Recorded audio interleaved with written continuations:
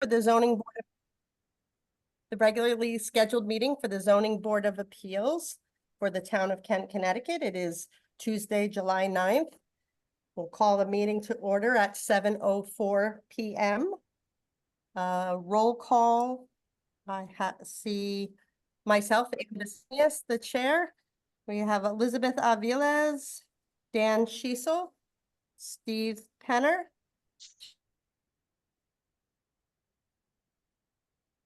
land officer, and Donna Hayes, also staff. And just looking quick to see if we have anyone else on. No, I just logged myself out.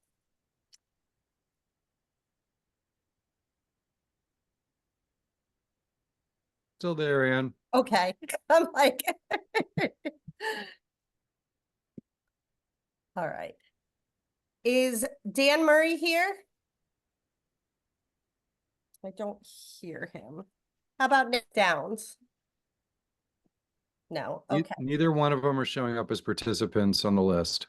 Okay, perfect. So please tell me if you see them come on and we can add them to the roll at that time. At this time, I would like to elevate any of our alternates to voting status for this evening's meeting.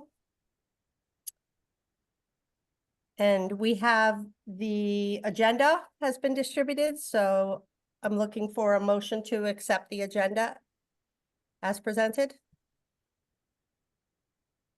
Thank you. Motion. And do we have a second? I'll second the motion to accept the agenda. Thank you.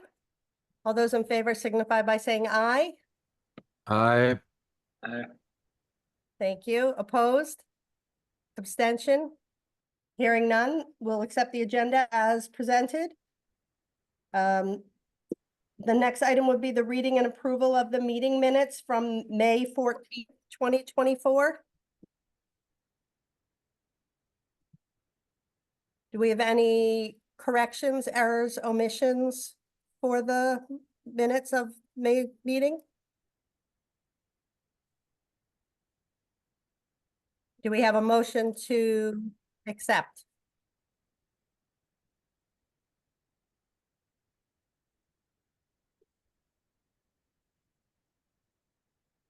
Is there a motion to accept the minutes of the May meeting?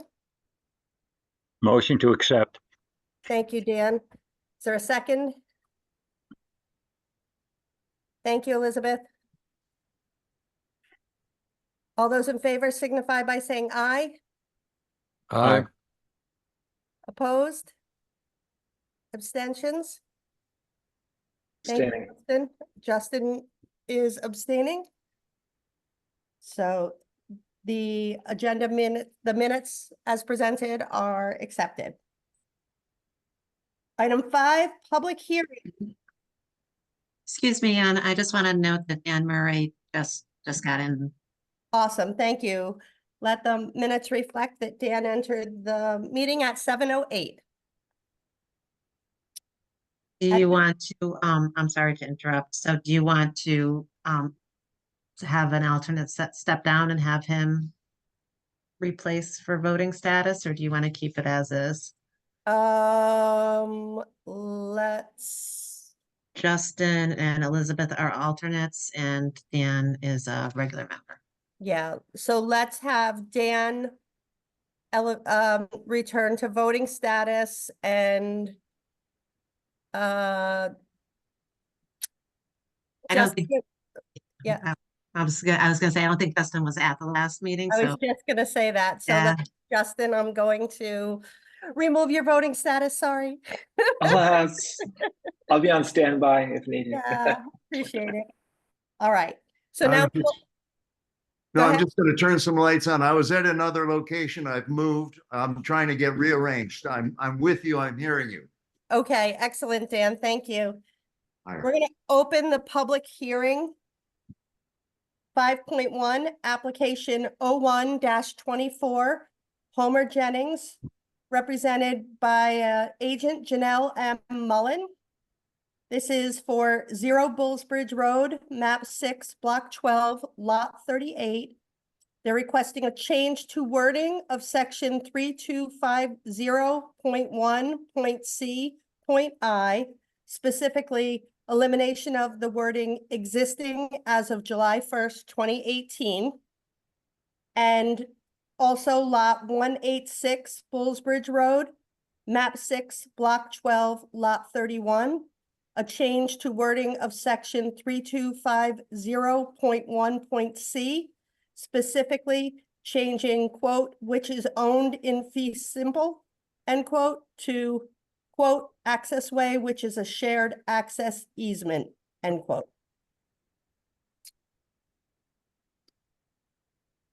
Would the applicant or their agent like to provide any new information or? Yes, Madam Chair, thank you. Yeah. Thanks. I am Janelle Mullen. I was born locally. I professionally serve 5 towns in Litchfield County as town planner, ZEO, wetlands consultant, or a combination thereof. I consult on behalf of private clients and municipalities where I'm not contracted, and facilitate and deeply believe in fair processes in land use proceedings. I'm here this evening to represent the Jennings family. The objective of the proposed variance is so that Chris, Homer Jennings' son and longtime Kent property owner, may build a single-family home on a 2-acre parcel located on Bullsbridge Road. The request for this variance involves 2 lots, 186 Bullsbridge Road and what we are referring to as 186B, which is map 6, block 12, lot 38. The specific relief that we seek is from, as mentioned in the agenda, section 3250 of the zoning regulations, so that 186B may be accessed by a shared easement agreement. As discussed when the hearing first opened on May 14th, similarly sized lots and lots of an even smaller size have been developed for single-family homes in this neighborhood. Homer Jennings acquired the 2-acre parcel back in 1995. It has never been merged on the Kent land records.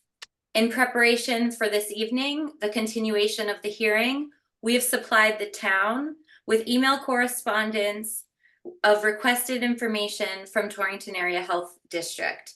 It reaffirms our understanding of subsequent steps and required plans. We will diligently fulfill the need for a B100A on both lots and supply the town with documentation of adequate suitable soils, septic reserves, as well as existing well protection as suggested, not required.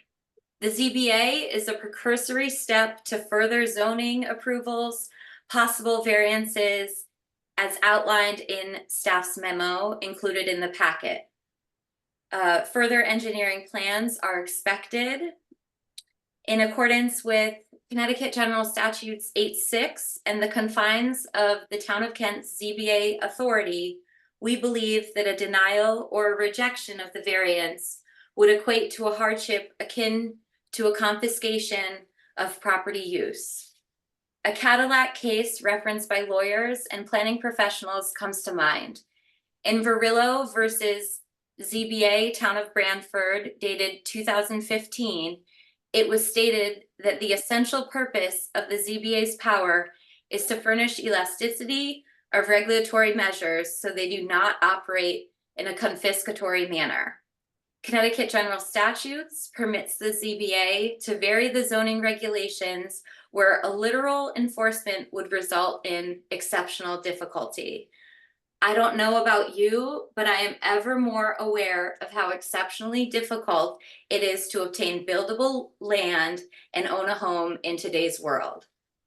As mentioned the last time I spoke before you, this variance will not result in a discordant outcome. As pointed out and graphically displayed, many homes along Bullsbridge Road have been built on lots smaller than an acre. Some examples that I provided during the first proceeding included lots of 0.4, 0.6, 0.8, and 0.76 acres, which would be in line with another notable ZBA case again dated 2015, Amendola versus West Haven. A quote from that case states, "The use to be allowed by the variance is consistent with other allowable uses in the area, which in this case is single-family residence." I hope that you are all able to consider this application with an open mind, a firm understanding of the ZBA's bounds as prescribed by Connecticut General Statute Section 8.6, and a clear understanding of the criteria within your regulations starting on page 194, in a fundamentally fair and non-biased fact-finding spirit. I'd like to turn the floor over to Chris Jennings, the hopeful applicant and hopeful Kent resident. Yes, good evening. Thank you for this opportunity to come before you. We do appeal to you today. Once again, I hope we can come to a good ending. We're just trying to build a small house for a family. Once again, I think I mentioned last time lived in the area. Well, I've lived in the area all my life. Sarah's from Indiana, but we have a lot of family in the area. A lot of family are here with us tonight. I appreciate you all coming and your support and your prayers.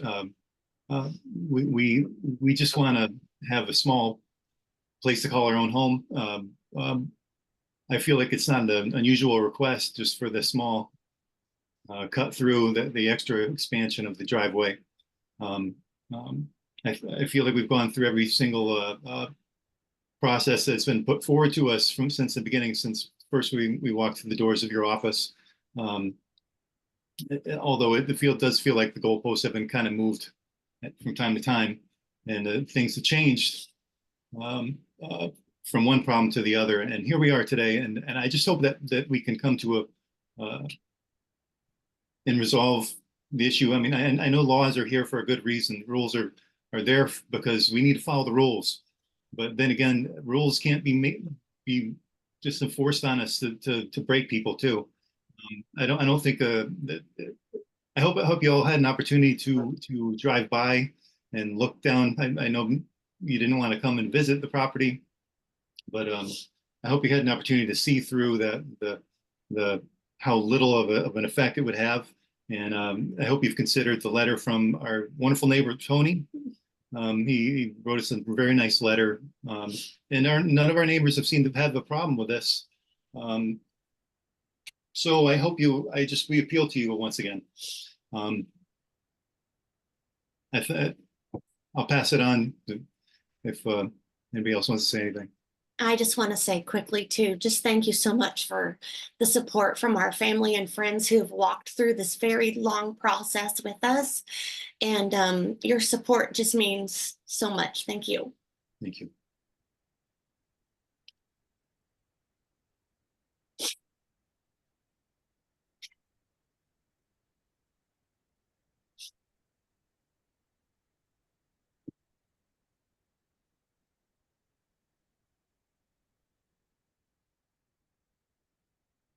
Oh dear. Have we lost Anne? No, she's here. I'm She's having some trouble though. I Yeah, think I'm what- here. Is there anyone else from the applicant? Yeah, Liz- Madam Chair, if you don't mind, I would just like to point out one thing I noticed again in preparation for this meeting. Sure. Yeah, so I was looking at the motions that were posted in the folder. It looked like there was one titled affirmative and one that was titled denial. And I just would like to point out, I didn't give a strong sense of a lack of predetermination due to the fact that both of those memos actually had the term denial in them. So just wanted to point that out. I'm sorry, I don't follow what you're saying. So I printed a copy of what is considered as the resolution of approval. Yes, And upon reading it, it looks like the final page actually reiterates the term denial. So it's actually the third page. It just says voted ... to deny. I know these are templates that are prepared in advance of meetings to prepare the motions for the commissions, but I just wanted to point out that little suggestive language that is in your resolution of approval. Okay, I'm taking a look now. It's on page 3 towards the bottom. Okay, Just a little, gave us a little sense of predetermination. yeah. Was not intended to be that way. Our request was to have some language prepared for either possibility as we discussed and considered this evening, so. Thank you.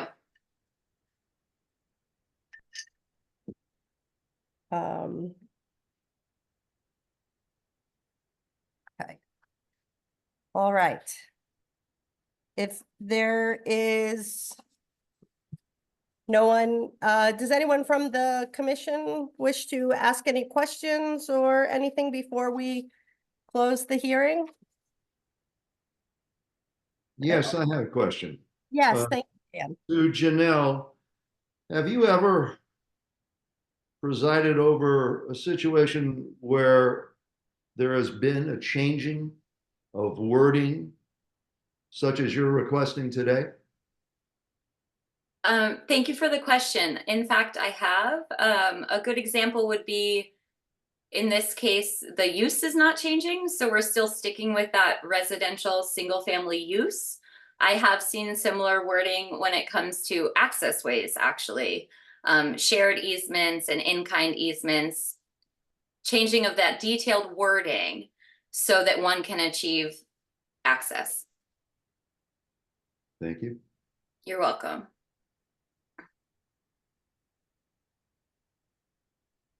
Anyone else? If there is no additional information or no additional questions, I would accept a motion to close the public hearing. Madam Chair, will the public get a chance to speak during the public hearing while it's still open? They can do that now. Yep, absolutely. I'm sorry, I thought I made that clear if anyone wished to speak. Yep, No, just wanted to give them the opportunity. absolutely. If anyone wishes to speak, please raise your hand. Yes, Carolyn Yes. Jennings.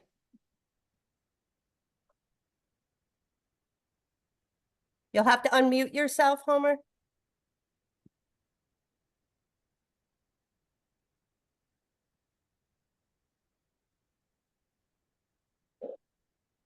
Good evening.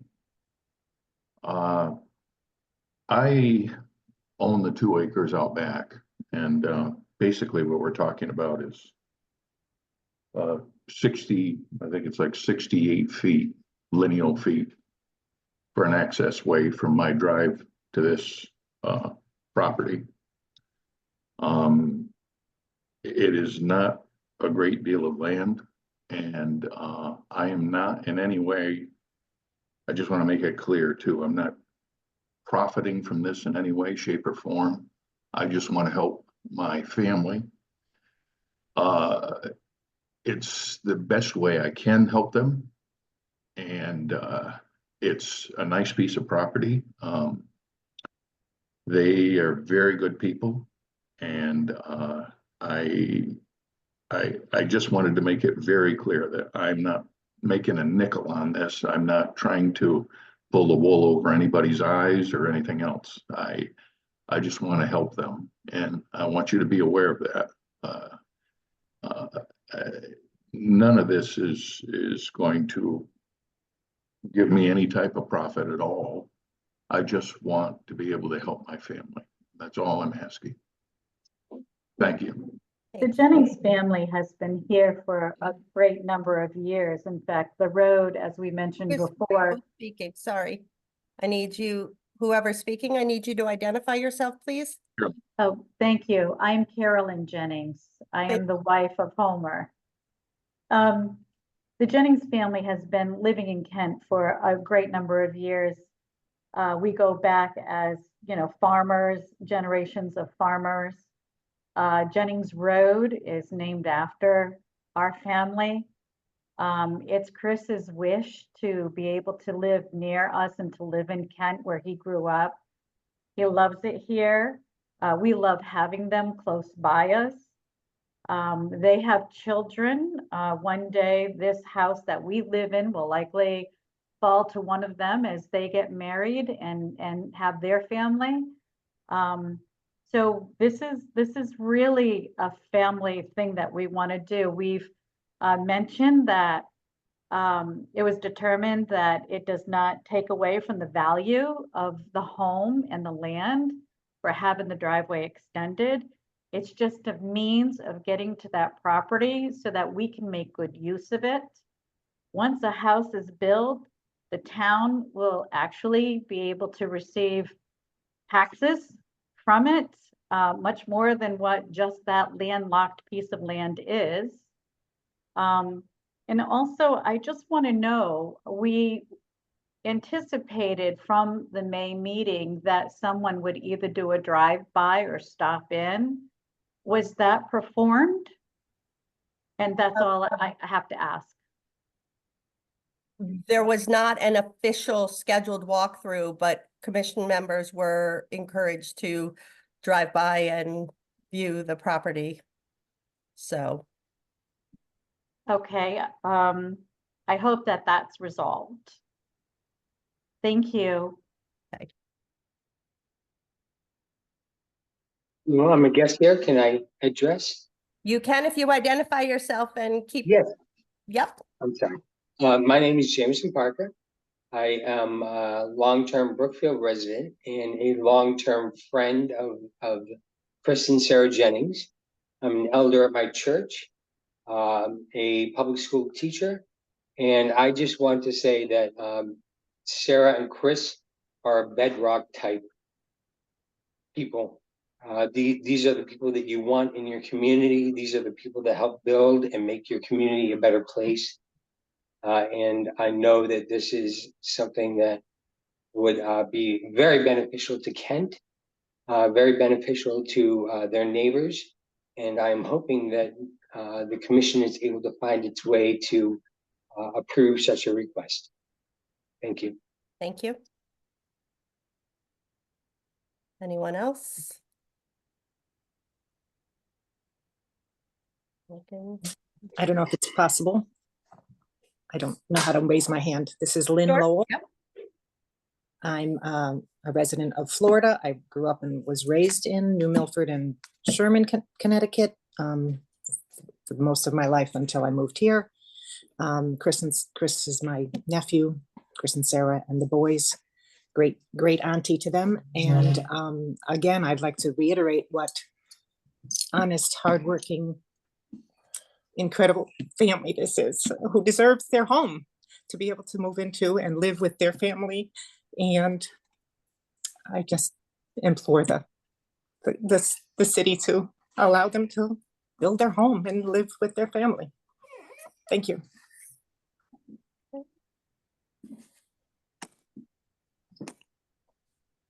Anything else? Anne, am I able to ask a question still? Absolutely. Yep. So I think that I would be surprised if there's anybody on this meeting right now who doesn't wholeheartedly want this, family to be able to build a house and move back here. I mean, that is, I don't think that is really what's the question. And I just want to go back and say, because I know that there are, and I'm still I'm still trying to figure things out, but I just want to clarify something, is that the decision tonight to approve or deny the variance is not determining whether or not the family can build a house, because the family, and I'm sort of clarifying and walking through this, because God knows I want these people to be able to build a house and move here and raise their kids and be part of this. Just would love to hear a little bit more explanation of, and I know that you touched on this last time, Janelle, I remember, but I would just love to hear maybe a little bit again why it's imperative that the two properties be separate as opposed to, you know, building a house and them staying together. So I just want to feel, you know, just to sort of get a little explanation of that, because I don't think we're deciding about whether or not they can build a house and move their family here and live here. But so, yeah. Nor is our decision based at all on a judgment of character or whether someone Right. adds to the community. You know, obviously, we always want to find a solution that works, but as a board, we are charged with upholding the regulations and in cases of pre-existing nonconformity in moving towards not conformity. So that's always what our mission is. So may I jump in just to try to address Elizabeth's question, Madam Chair? Thank you. So firstly, the fact that there are two lots, so there's two existing lots. We know one is landlocked, that 186B, and then 186 has road frontage. With all familial relations aside, they are the proper owners of two lots, and they've been the owners of two lots since 1995. So diminishing one lot into two would be a huge value disadvantage, keeping the family relationship out of it. If you were to pretend that I was the owner and you were the neighbor, it would be you requesting access from me if I was 186 Bullsbridge Road so that you could use your lot in a reasonable way. And the reason why that argument was made that it's reasonable is because it's for a single family home, which is comparable to the other uses in the district. It's a 2-acre lot, zoned residential. Subsequent steps to an approval before the ZBA would entail B100A approval from Torrington Area Health District to show suitable septic and well, since we know the town of Kent is soil-based. We would also have to revisit 186 Bullsbridge, the existing home, to make sure that there would be adequate septic reserves. I would also like to return back to a comment from the chair about the goal of the ZBA being moving towards conformity. And that's actually not the case. In the practice and action of the ZBA, you're actually finding unique situations to vary the regulations case by case based upon the claimed hardship of the applicant, which is the action of granting a variance. In granting access to the Jennings family, you are in effect moving closer to conformity because you're now giving them access. They are landlocked, so that's a non-usable lot from the town of Kent's zoning regulation standpoint. By granting access, you're actually moving towards nonconformity. And further, site plans will show following the existing driveway, pre-existing, non-conforming, close to that side yard setback. But as we enter the 2-acre parcel, there's ample room to jog the driveway back so that the side yard setback can be adequately satisfied and so that all the other zoning requirements can be satisfied. The question of frontage has come up. There's an understanding that there would be subsequent necessity for further zoning variances, but the application before you is truly for that access. So rather than asking a family to diminish two properties into one, just because they're close and they're loving and they're lovely and they wish to live closely to each other, is not something that we can determine into the foreseeable future. And as we know, zoning runs with the land, not with the people. So the permanent ask of that family that they would take two lots and make it one would be an undue hardship. It would diminish the property value of that land, especially since the property value in the area is very much comparable to what it is that the Jennings family is asking, which is for a single family residence.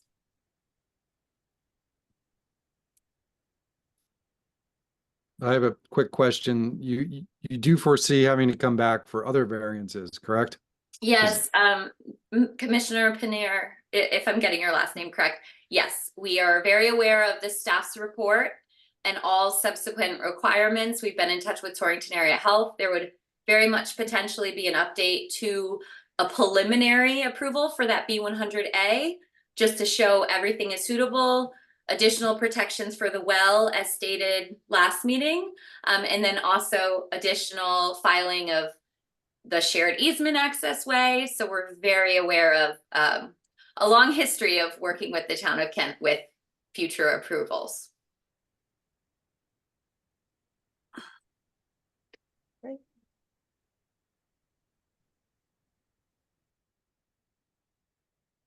Does anyone else have a question or a comment pursuant to the application? Could they address the findings of the town attorneys that said the lot was created without subdivision approval and therefore has to be subject to zoning regulations? I'd be happy to. So my conclusion with Attorney Ziskas, who I've worked closely with to create that new book, What's Legally Required, is very much in line with my thinking. I believe the conclusion of his letter states that the lot B, which we're referring to, would need to comply. For that reason, we conclude parcel B is now subject to existing zoning regulations. That is verbatim what I have written in an email communication to Ty Kern. So dancing on the head of the pin with the terminology, but very much in line with that thinking. And having done the title research of the property and shared that with the town, finding that the property and that 2-acre parcel actually dates back to the 1930s. It was a very instructive investigation of the impetus and the beginning of that property and where the 2-acre parcel indeed came from. So I'm very much in line, and I'm glad that you brought up Michael, Attorney Ziskas' comments, because they are verbatim what I had stated to your zoning enforcement officer via email. Which is why we're here today, for this variance, to comply with those regs.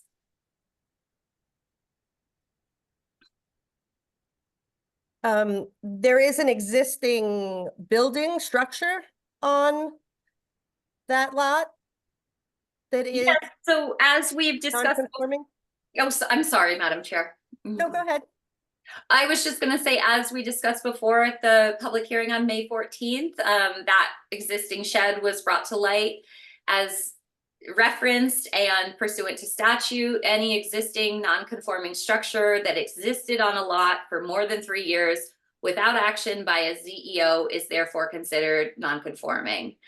So I believe that we established that standard. I believe that Homer Jennings jumped in to state that he believes that shed might be very dated, perhaps from the 90s. So that seems to be adequate time for that time to lapse so that we can deem that shed pre-existing non-conforming. Do you have some way to establish a date for that? My understanding is that the obligation of proving when that shed was erected would be. Yes, so under advisement by council, it's not germane to the ZBA's jurisdiction, but I'd be happy to provide that to the ZEO for zoning compliance. And certainly, as per Homer's testimony during our last hearing, he did state on the record, and I truly trust him by word, that shed has been there for a very long time. And in the event that the Jennings are not able to produce any sort of documentation, photos, receipts, the like, I'm sure that we would be happy to comply if we cannot meet that burden of proof. Okay. Yes, go ahead, Homer. Hi, I just want to go over what I had said previously. I think they have the information that you have is something like a building over 300 square feet. That building, I called, I shortly after, when I say shortly, maybe a year after I purchased that land, I put up 4 posts with a roof on it, a metal roof. No sides. It was to keep my wood dry. When I called over there, at the time I spoke to someone up there and at the town hall, and they told me that as long as it wasn't over 200 square feet, which I made it at 12 by 16, 192 square feet.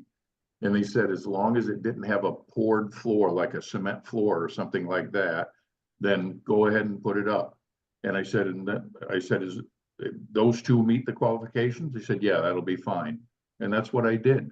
It has no cement floor, 4 posts.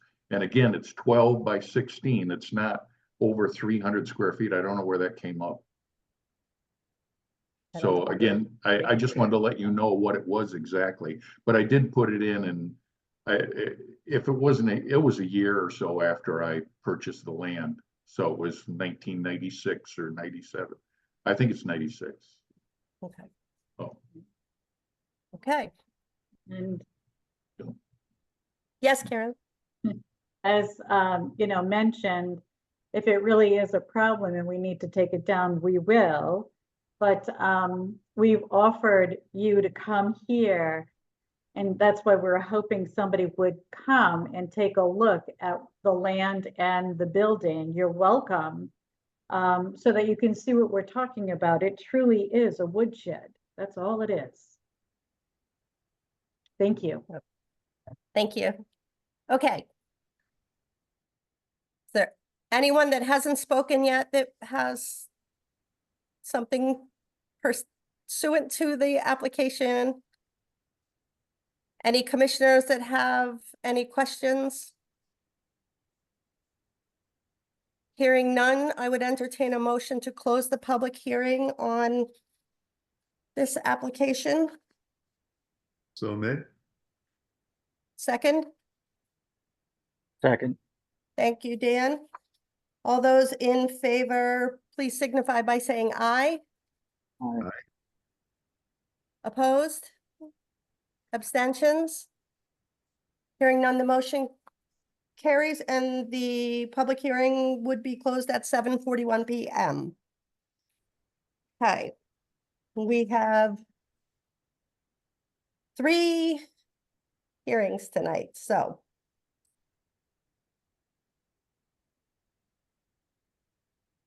I lost my spot here. Want to.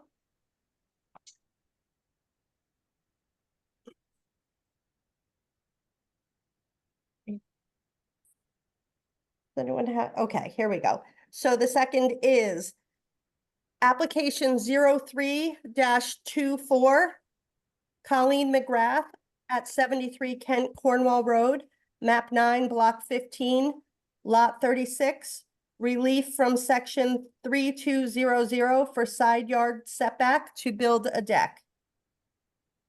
Is someone here to speak to that application? Hi, that's me. Hey there. I'm Colleen. I'm Dad. That's my dad. He's gonna help me. Okay. So can you tell us a little bit about your project?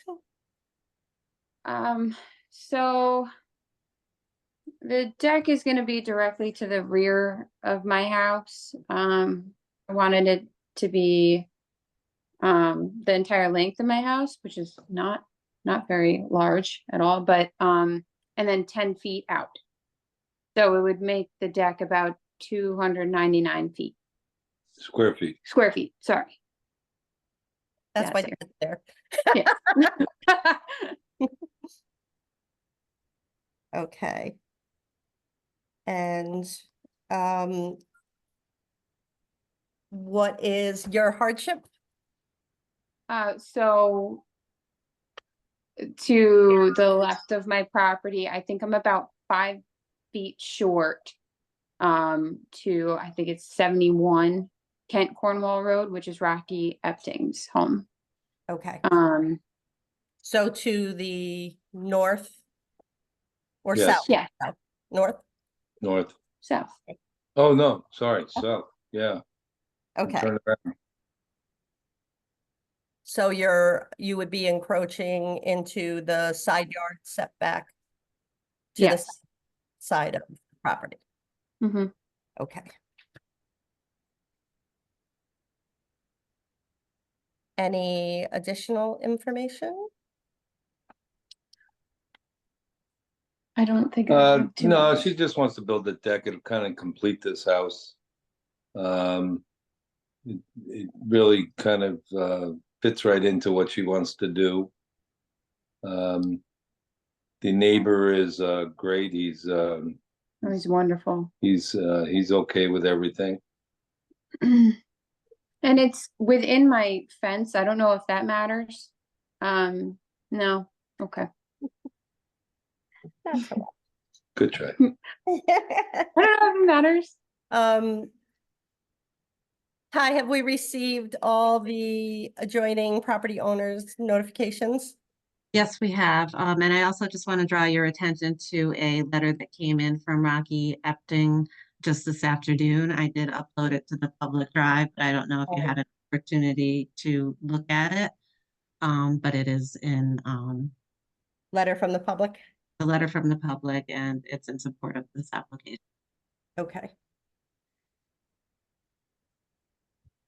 So this is variance to be 25 foot.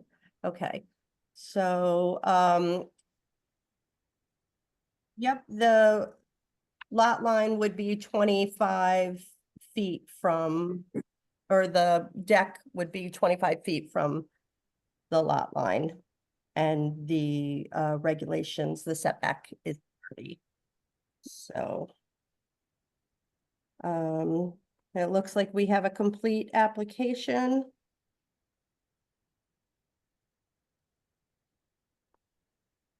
Okay, It looks like the house is a pre-existing non-conforming structure, Ty. That's correct. Do we know what year that house was built? I do believe we have the card in here somewhere. I believe 1930.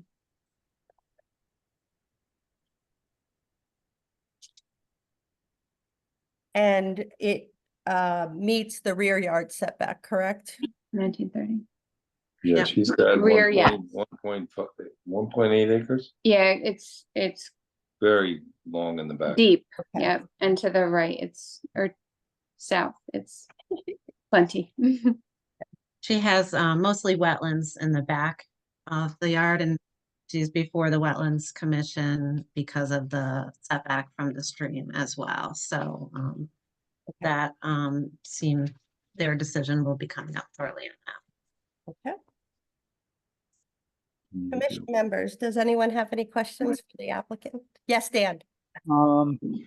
Without a survey of the house and the addition to it, how do you know that it's 20 feet?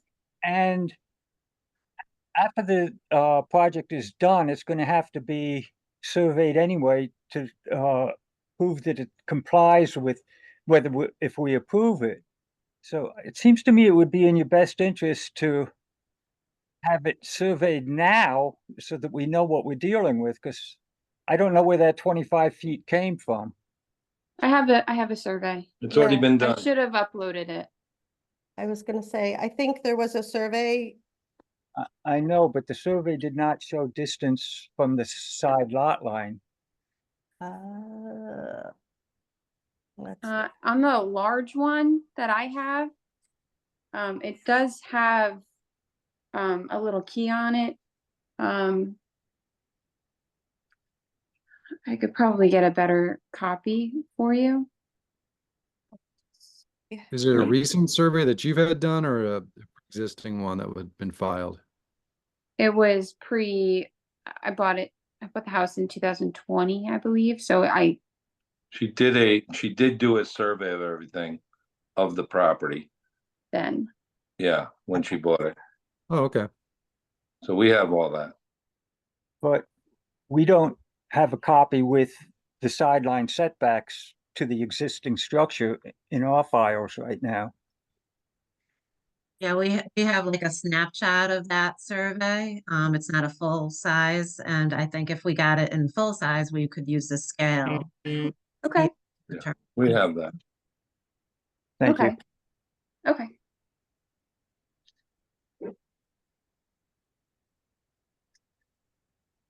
I'll have to bring that to Yeah, a bring it to her printer. tomorrow or whatever.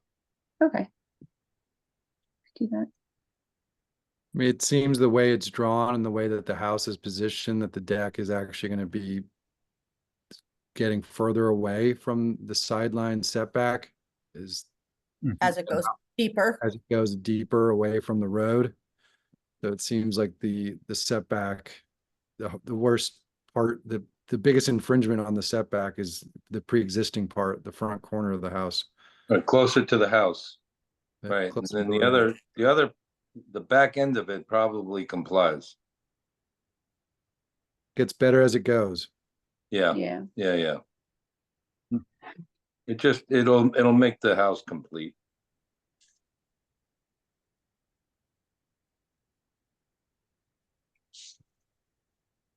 Anyone else with any questions? Clarifications? Anyone else wishes to speak to the application? I just had a question about access to the deck. How do you access it from the back of the house? Seems like there's kind of a little bit of a dog leg going towards the back of the house. Is that to get to a door? No, that little area right there, Yep. I thought that it would be a good spot to store Oh. store a grill in there. There's no door, nothing like that. I was Okay. just, But to get to the deck, she has a stairway that goes to the back of the house. That goes into the back door. She has a front door and a back door. So there's a little stairway in the back of the house, and that's where the deck's gonna go. So that's the access to the rear deck. so the deck will have a south facing stairwell. Does that make sense? Mm. It would be on the south end. Yeah, okay. And I was hoping to put a stairwell like directly to the back as well. I don't know if that's, So the stairwell would be towards the rear lot where you're in compliance for setbacks already, correct? yes, yeah, and then also the south side where I would be in compliance as well. Just a small one for the south and then like a little larger to the rear end. But by putting it on the south border, you actually are infringing more on the setback. No. It's on the north side. It's on the north side. It's on the north east side. of the Okay, house. so where you have on your site plan, where you have 10, is that where you say the stairway will? Yes. Very yes, good, very yes. good. Thank you. Thank you for clarifying that, Dan. Yeah, the south end would be on the opposite side, so no. Exactly. Sorry. Ty, if we're waiting to receive a better copy of the survey, do we need to leave the public hearing open so that we can receive that? So, I mean, it's up to you. Do you feel like you're not what's the issue here? I don't know. The applicant is testifying that they're asking for relief for the 25 feet versus the 30. Right. If you're looking to double check what she's asking, then you should leave it open. If you want, just kind of at her own risk. If she's wrong and she gets this variance, then there's going to be an issue down the line with that. Right. She could still be not in compliance even with the variance. Right. I would assume, Ty, that based on the fact that a variance is granted for a setback, that an as-built would be required after this. Absolutely. Always. Yes. So it's not something that we would have to even talk about here, an as-built. Yeah, we could have an as-built built right away, done right away. Go ahead, Dan. I know you would raise the question, so. Is there any way you could possibly take a picture and forward that to us now? But the problem is she actually does have the survey in the packet. It's just that it's not a full size where we can scale it properly and do those measurements for her. So we have to assume that she did the measurements herself. And so if we're taking Right. that at word, if we were to approve it, it would give her that 5 feet, but if that was incorrect, then she would, She might be back again. yeah. So am I to assume that there is not a survey that shows the setback? The side setback there? So the way the survey was done, it didn't show the dotted line, if that's what you're asking. That's what I'm asking. I mean, it looks like a Hawk survey. It just, from my familiarity, it looks like it might be, and the bottom part is cut off on this copy. So it's just the way the survey was done. It doesn't look like that dotted line is on there, so you can't This see is- it, but I'm sure if we had Colleen, a you said there's a key on yours that gives. I On the took a- large one. I took a Yeah. picture of my survey and that's what I submitted. Yeah, we'll get you a survey by tomorrow afternoon or Thursday Okay. with the lines on the sideline. So let me ask you, do you feel confident in that you are okay if the application is, the public hearing is closed? So all like what's in my mind is, I was hoping to build sooner than later. But you're so- confident that your setbacks on Oh, yeah. on the south side are fine, Oh, yes, but I understand. southeast side. Yeah. Yes. Yeah, we can get you that in a day or so. I have it at my house, so. I know we're dealing with setbacks, but this deck is gonna be elevated off the ground. How far? Just like a couple feet? Yeah, I 3 or think, 4 feet. Maybe I 3. think max like 4.5, I think Yeah, that's that's the max. what they measured. Mm.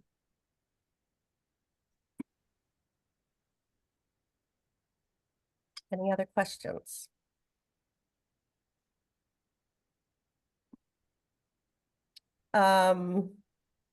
Commission members, how do you feel? Someone want to make a motion to close the hearing? Dan, do you feel comfortable with that, or? I would like to know, well, I would like to know that it was 25 feet, but if we approve it and it isn't 25 feet, it's, the onus is. Then you don't approve, yeah, then you don't approve it. May I make a suggestion? Yes, In the past, when we have had questions of a foot, give or take, we have asked that the request be changed instead of 25 feet to 24 in this case.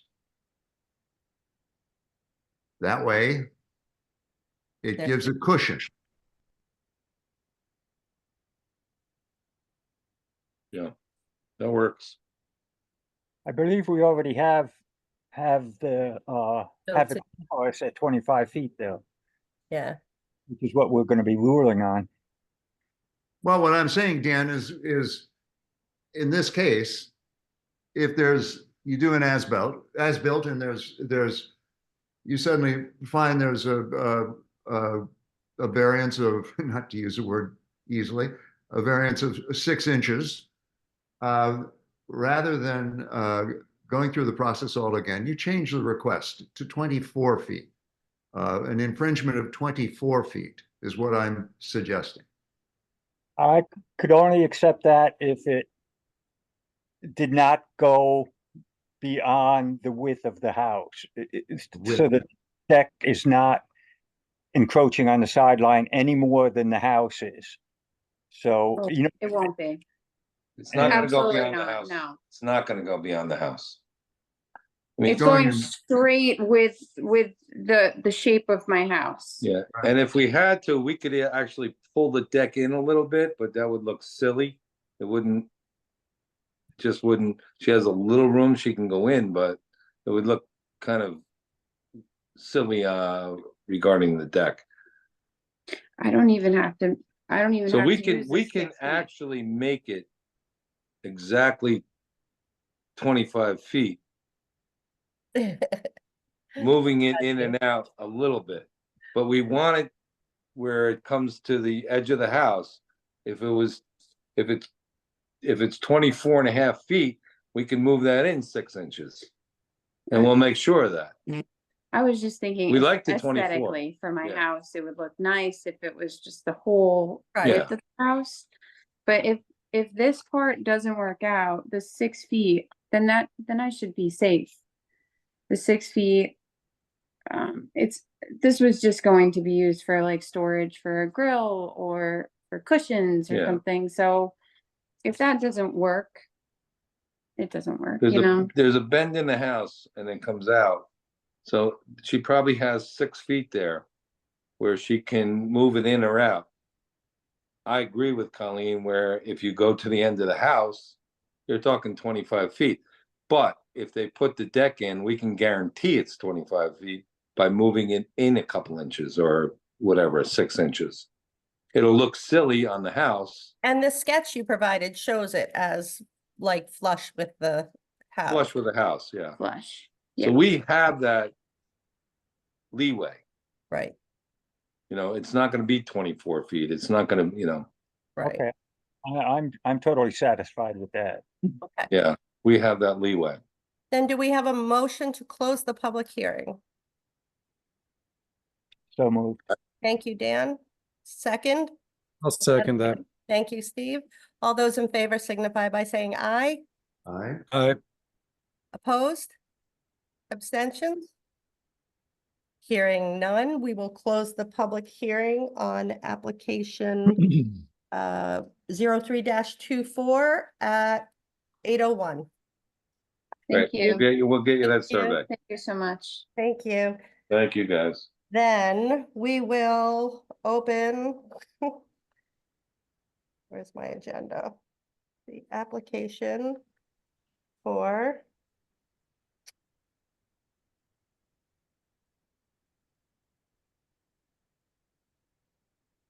Sorry. Having trouble going back and forth between all these documents.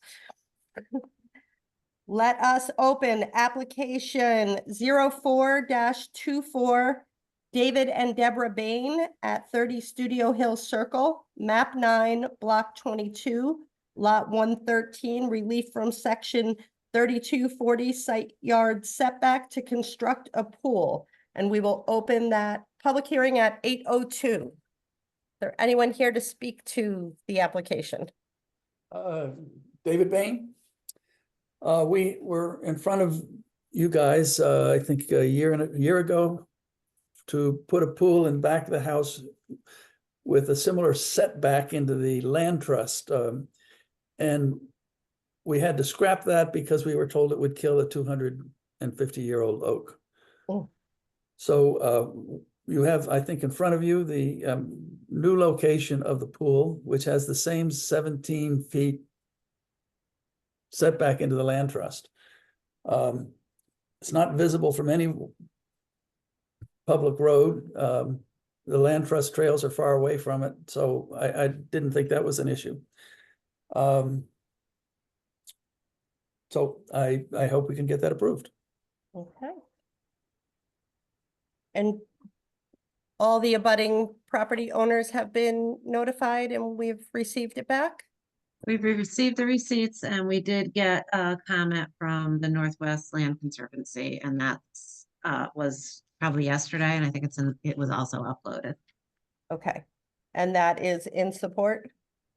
Actually, they had some concerns and they asked that the property line, be staked, during the process, and they seems more or less they're looking to protect their property and make sure it doesn't accidentally go over the line.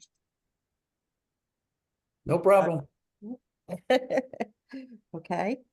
Let me just give me a moment to look here. Is there anyone, commission members, do you have any questions for the applicant? Dan Cecil?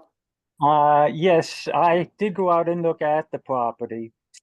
And the application shows the pool 15 by 33 or whatever it is, but it doesn't show like any coping around the pool, which is like a structure of the pool, and which seems like it would be encroaching more on the setback than it actually is. And it isn't showing any decks around the pool, which I don't know if they're like a permanent deck, like something in concrete or not, which it all would also be a structure which technically would encroach on the setback. So I was curious about that. Comment from me? Yes, please. We would agree not to extend beyond what's shown on the survey. We would probably do something a little closer to the house, and for some sort of a patio. But it would not be in the setback area. You can see the pool is part in the setback and part out of it. But it is not encompassing the curbing around the pool, which is usually at least a foot. If we can move it back a foot, if that makes the commission happy. Or have a more narrow pool. I don't think that's, we can do whatever you guys want. I think the concern would be that whatever is presented in the application, if the commission approves the setback, that any construction, whether it be pool, patio, whatever, would occur within that Sure. specified, yeah. So, Well, I just wanted to clarify that. Thank you.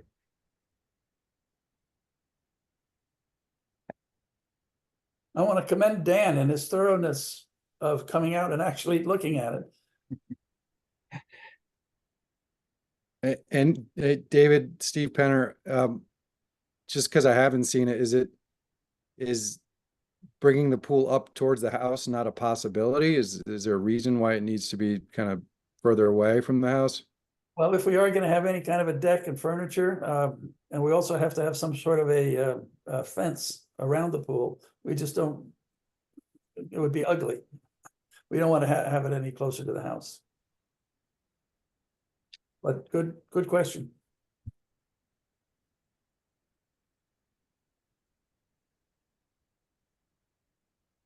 so then, David, can you expand a little bit on what the hardship is?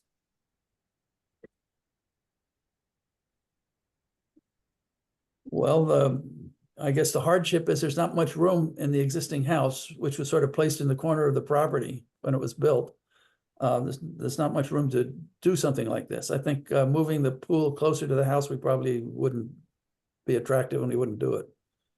So the shape of the lot? Yeah, if you can see, if you move that little rectangle, it's the pool closer to the stairs coming down. There is a little walkway beyond the stairs currently. We wouldn't do it. Okay. And the fencing that you referred to, that could not exceed that would be considered part of the structure. I don't think fencing is considered a structure, Ty, unless it's over 6 feet tall. That's correct. Oh, forgive me, okay. I didn't understand. Bluestone patios considered structures, Ty? So if it's permanently affixed to the ground, then it's considered a structure. So if it's like a gravel patio or some kind of landscaping, is not a structure. So it really depends on what it is. I mean, I guess if it was bluestone in cement, maybe you would start, it's kind of a grayish area, but Yeah. decks are definitely structures. Something. Fences below 6 feet are not considered. So the setback would be measured from the corner of the actual structure, which is the pool. Okay.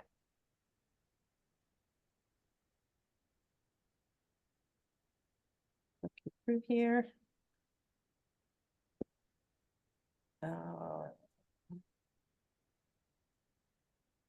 Okay, Just looking at the former application site plan that was submitted, it looks like you're working around some geothermal wells out in the front yard as well as your septic. Is that correct, David?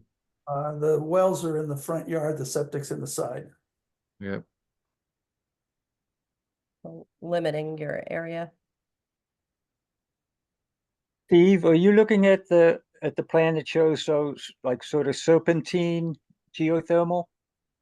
Yeah, Because they are not used now. He has dug two deep wells, I believe, beyond them. Is that correct, David? They're in, yeah, the wells are not shown here, but they would be, maybe halfway to the setback from the street to the house. There are two wells there. so kind of out in that area though, that Yeah, and you see, you see the W for the well for the water to the house. And I think just sort of parallel with that would be where they put those wells in. okay. So, the same distance from the front road. But there were two of them, and so I don't have the exact location. They were maybe 15 feet apart.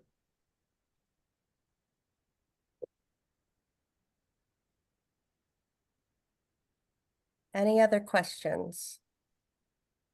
I have a question for you, Ty. I don't know if this is, but by granting this, do both of the variances remain for this property?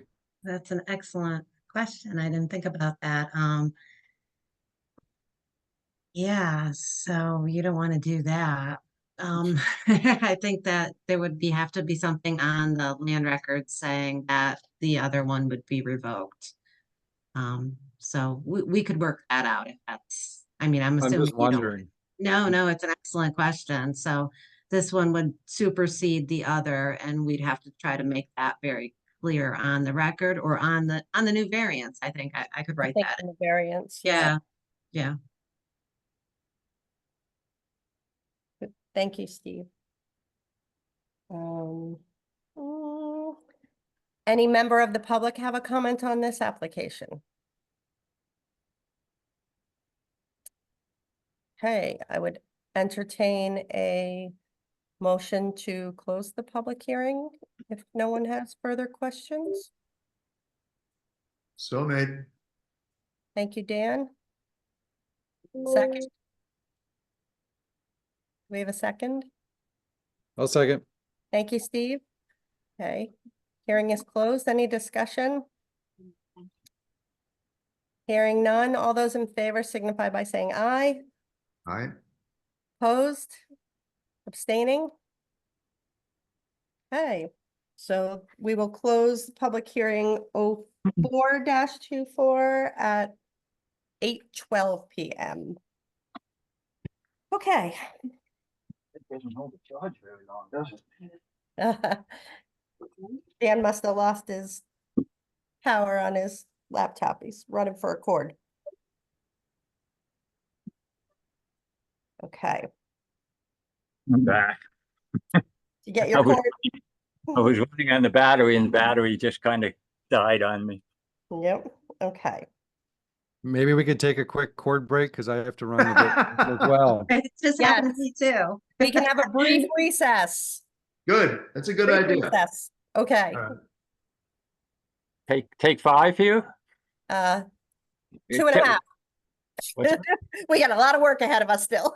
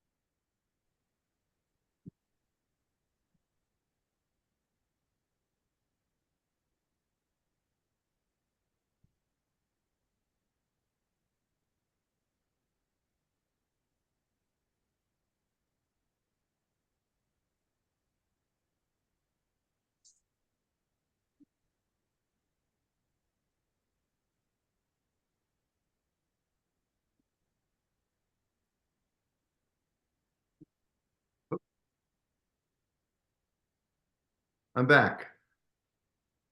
Come back. Did anyone else earlier have an interruption? Yes, Yeah, so did I. I had to change locations to get closer evidently to my Wi-Fi. I am where I work when I'm working from this house and No, and I was in my painting studio and I do Zooms out of there all the time. yeah, I know, it was weird. Yeah. Do you have charter?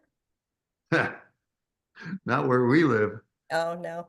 No, we're so far removed from civilization that the only thing that we can do is satellite. And the Wow. only thing that allowed us to stream was 8 months ago, we did Starlink. Everything else was so inferior we couldn't stream. Wow. 89. But yet we still pay full taxes.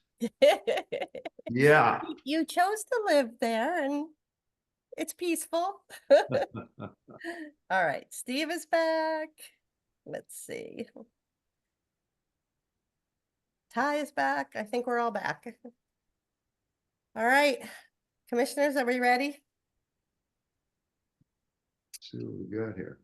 We're gonna leave our recess here and reconvene our meeting. So we will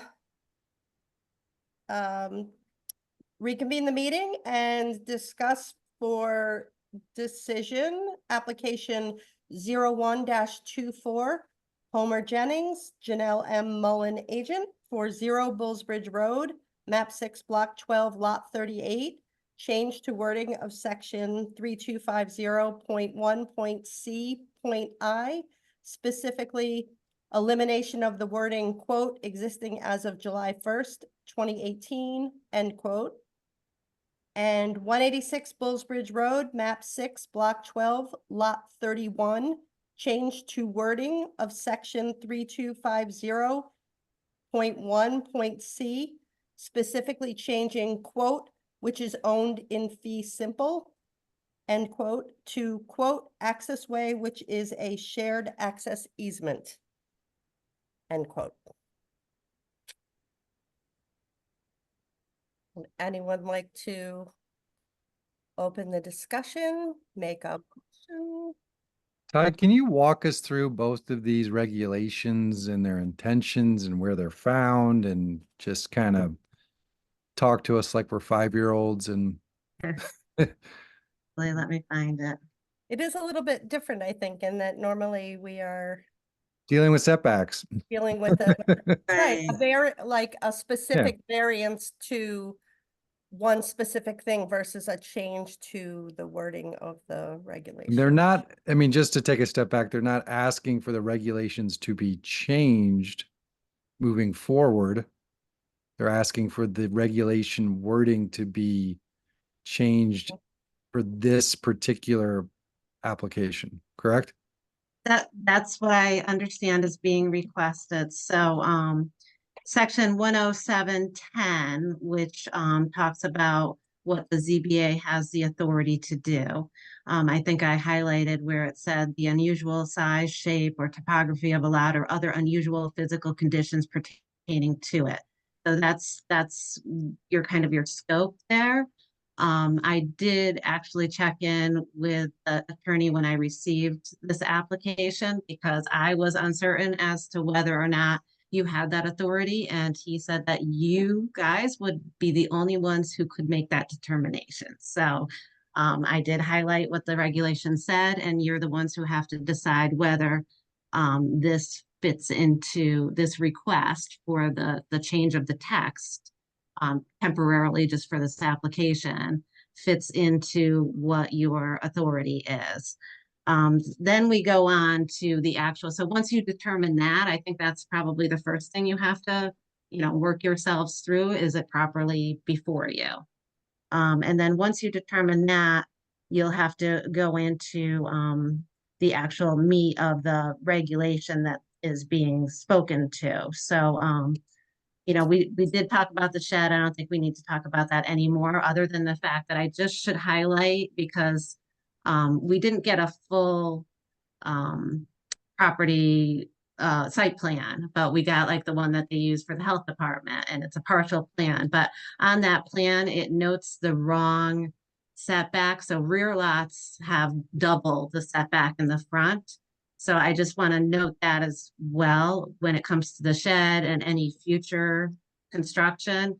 What was submitted only had 30 feet where it should have had 60 feet in front because that's what the regulations require. So then, we move on we're going to just move past the shed. I don't want to talk about that much more. So then,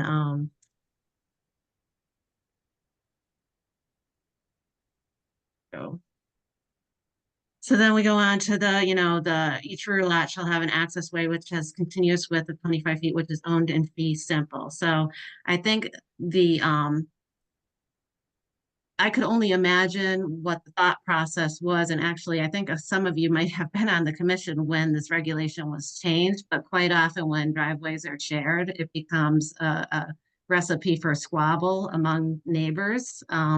So at some point, the regulations were changed where you need to own your access in fee simple. So unless the lot had been created before 2018. So that's where we go back to Ziska's letter and his opinion saying that no, the lot had not been created before 2018 because the proper steps were not taken to create that lot.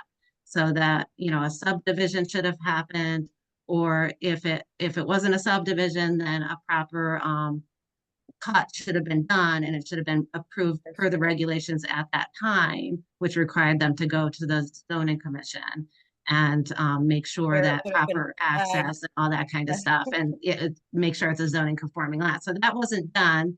So that brings us to present day regulations where this fee simple language applies. If it had been done back then, they would have secured their access. However, there's more to it. So when you go on in this regulation, also it requires that the front lot that's using, so if you take out that 2018 language and the fee simple language, and also the requirement which Janelle keeps referring to, she's going to have to come back for additional variances because that front lot requires that the driveway be a certain distance from the side. It can't be in the setback from the side. The driveway can't be in the setback from the side distance. So it is, and then the extension will be as well because there's a well there. There's no way getting around that. So they're going to need to come back to you and have you grant an additional variance to allow that relief on the side. Also, because it's a pre-existing non-conforming lot in the front, you also have your coverage issue. So it can't be part of the coverage.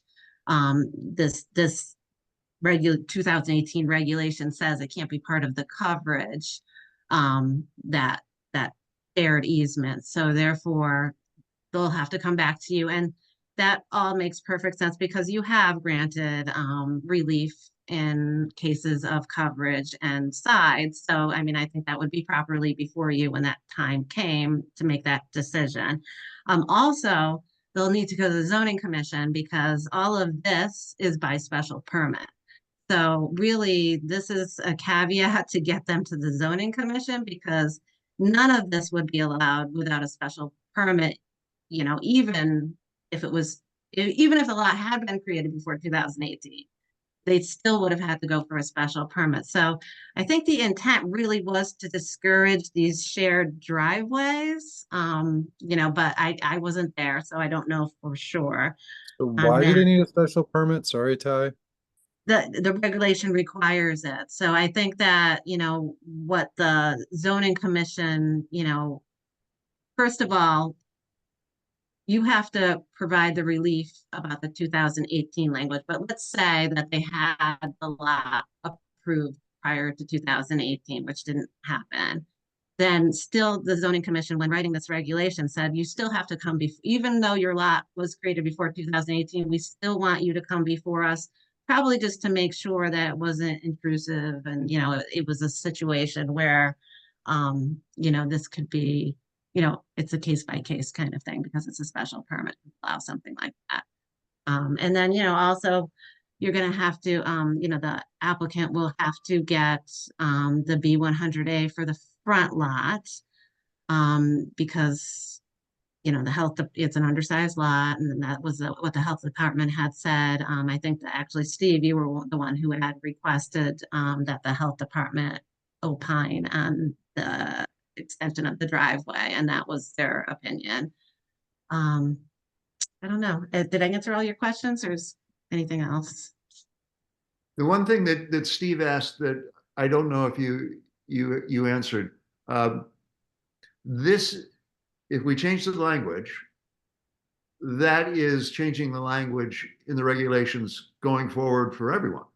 No. No, so that would be a text amendment. So, Okay. I mean, traditionally, you know, I've never seen anything like this happen before. I mean, it's Yeah. usually the shape or the size of a lot and not so much the language of the regulations. The language of the regulations is usually the zoning commission who reviews the language, and they'll do a text amendment, but that will be for everybody, you know? So if they determine that, you know, this wasn't, so it is an unusual situation. Another thing I guess I should know is that the house on the front lot is within the setback, the rear setback. So, That's you a know, pre-existing again, one. it's a pre-existing non-conforming. So the existing house and the existing shed are both within the setbacks. So you will be, you know, like it has been mentioned, I think that, you know, that it'll be going more towards non-conforming than towards conforming. One question, just out of curiosity, if they were to merge the two properties, it would no longer be the front house would no longer be pre-existing non-conforming? That's correct. The shed would become, you know, conforming, and the house would become conforming as well. And then, And the front lot would become a conforming lot. So, you know, you would and then have, if they were to build a detached accessory building, A detached, yeah, like an accessory dwelling unit, Yeah. that would be, you know, again, that's by special permit, so they'd have to go to the planning and, you know, we can't, right. but those are very popular in Kent. I think that the regulations are very, they encourage, so, we see a And they lot of don't them restrict happening, and yeah, they don't restrict the size. don't, which is yeah. very unusual, because other towns usually restrict, you know, they base it on the size of the original house. In Kent, your accessory dwelling unit can be larger than your original dwelling, Oh. so. Um, Thank you. Thank Mhm. you. So I think any motion to approve would need to specify that the language adjustment is specific to this application. Would need to be specific. So I guess, I mean, my question is, should the variance application be seeking relief from 3251C in general and not asking for language changes? Should it just, the variance be like, they're not but it's not access what this was presented to us. No, I know, but it's I mean, that seems to be what we're being tasked with.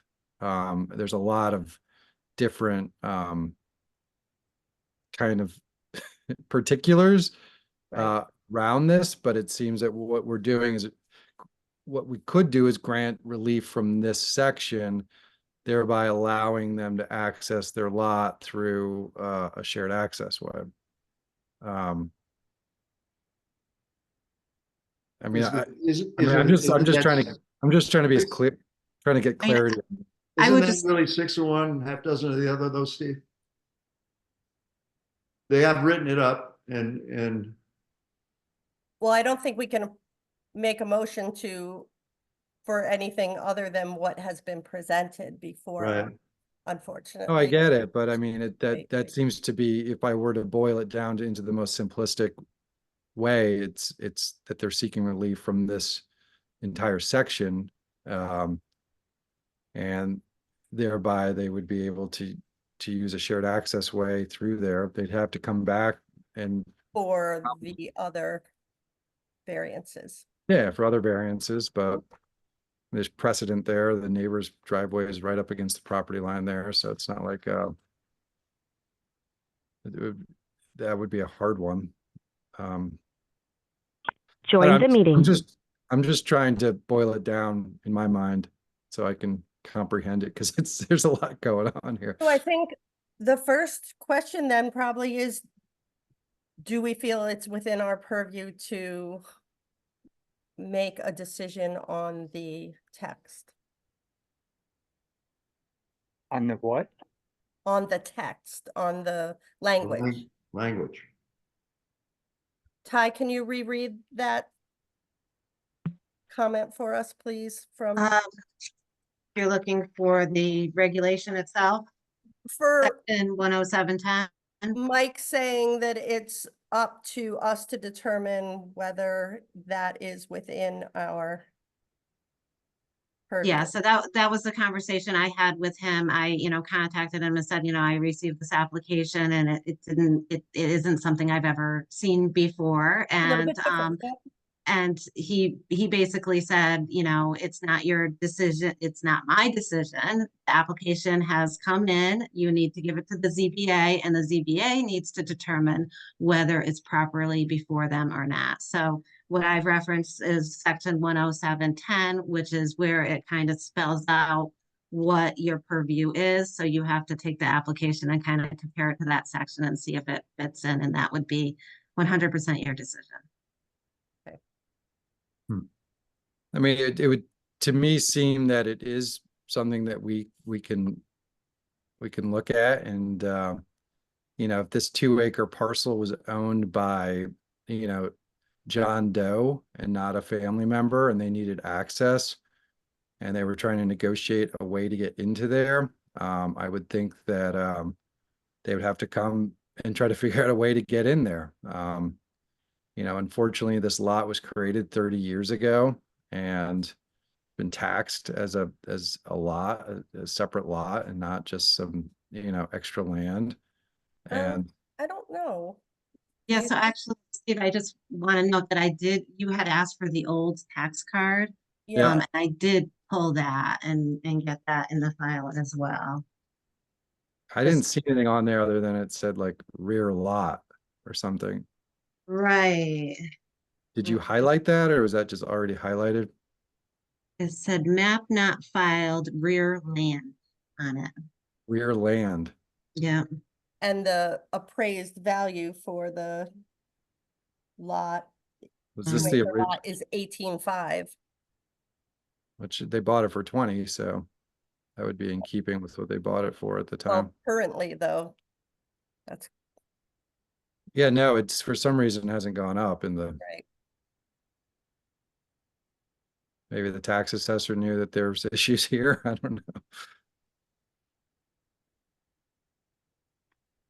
It seemed like it was being seen as vacant land, not necessarily a building, distinct building lot.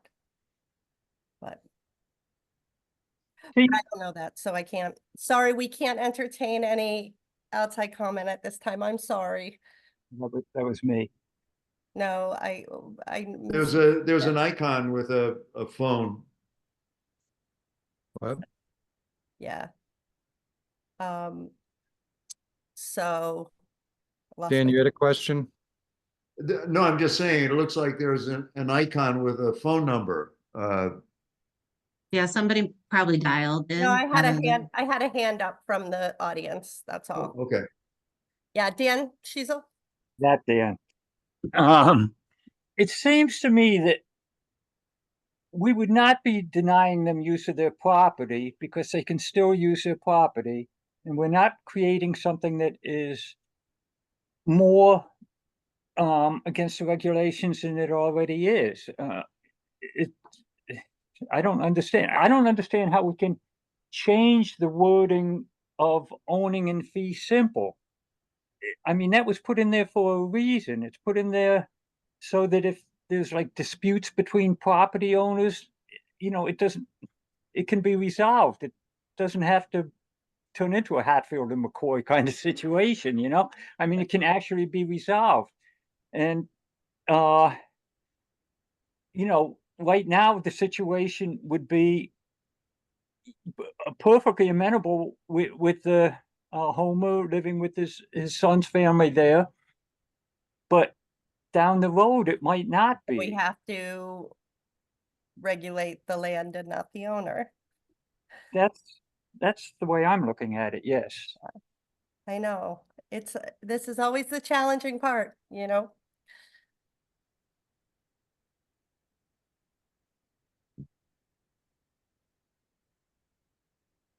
And I'm assuming there's nothing in the file that states when this land was sold in the zoning file, Ty, that the zoning department was even notified of this transaction?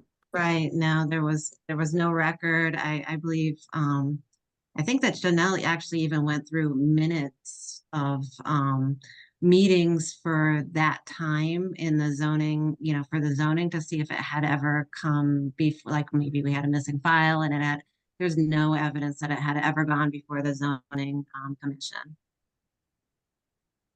And is there any, I mean, this is a side thing, but is there any checks and balances in place now for Yes, similar? Yes, and- 100%. So now I work very closely with the town clerk. So every time she gets a map filed, like something similar to this, she will check in with the land use office and see if this is, and you can't stop somebody from, I mean, people can still do this. They can cut off pieces and sell them and file them. But making sure that they understand that they're not zoning approved lots is important, and documenting that. But That's if not we can, statutory, that's not, some sort of it's just you working closely. no, with- it's me working closely with Darlene right now, and I think we've got a really good system in place. Because, because of stuff like this, we don't want to see that ever happen again.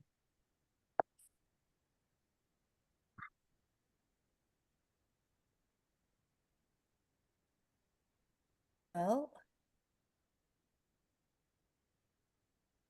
Anything else anyone has on their mind for the board to take? Elizabeth?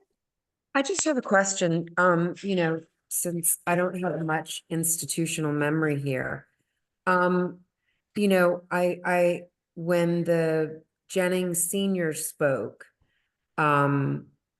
they communicated that at the time of the purchase of the property, at the time of the building of the shed, like at every step, it sounded as if they had called or gone to, town hall to try to do the right thing.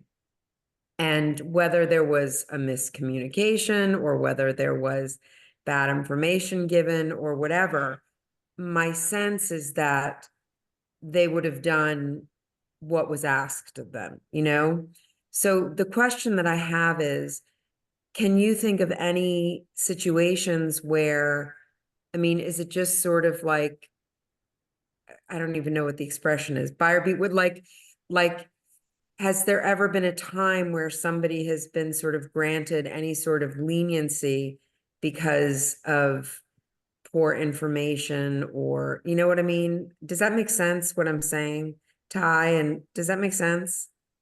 And, you know what I mean? Yeah, I think the responsibility is, you know, on you to educate yourself and know what's required. I mean, that's my understanding. I do think that maybe Mrs. Jennings said that initially when they purchased the property, it was for a buffer. So I don't know. right. There was a question that there might be a subdivision going in. Right, exactly. So I Right. don't know at that time if the idea of making it a lot was really, you know, what they were thinking.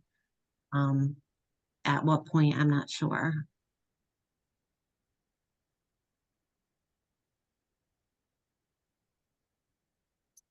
All right. Is I mean, I any, did look at the MLS to see what other land sold at that time in Kent. And there weren't many sales to go by, but there were a couple smaller things that sold for similar amounts. I know I'm not going to hang my hat on that, but it's Right. in terms of it being bought just as a buffer, there were some standalone lots that sold in that range at that time. So I don't know. those lots that sold at that time, do they have a value today? I didn't research that. I just wanted to go back and look and see if there were any other comparables at the time Yeah. back in 95. Well, more importantly, did they have subdivision approval? Right. That's the key. Yeah, I mean, it could have been existing lots. I don't know. I didn't do a thorough deep dive, but I just wanted to make sure that the amount that was paid for this 2 acres was, the intention was that it was buildable. Because you see a lot of people wanting to buy land off neighbors and buy a little buffer here and there, and generally they don't want to spend that much money on it. But if it's actually a buildable lot, then, or theoretically be buildable, then make the arguments worth a little bit more. So you're saying then you think it was purchased with the possibility of future building lot? I mean, just based on the amount, it Okay. seemed in line with a couple other sales at that time, but What year was that? It feels low to me. 95. 95? Yeah. Hmm. I mean, there were some other sales too, but I think there were 1 or 2 small 1 or 2 acre pieces that sold for pretty cheap. So I think about all the subdivisions that were created around that same time, yeah, I don't know. the ones Was up it the off. same time as Bulls Bridge as well? Coming to town and the golf club? Oh, later, I think. 90. Because I think that's part of why Bill Newton didn't do the subdivision there, because he ended up selling property to the golf club, but that's speculation and kind of unrelated, so, but when I think about like the subdivision up off of 341 where the campground used to be,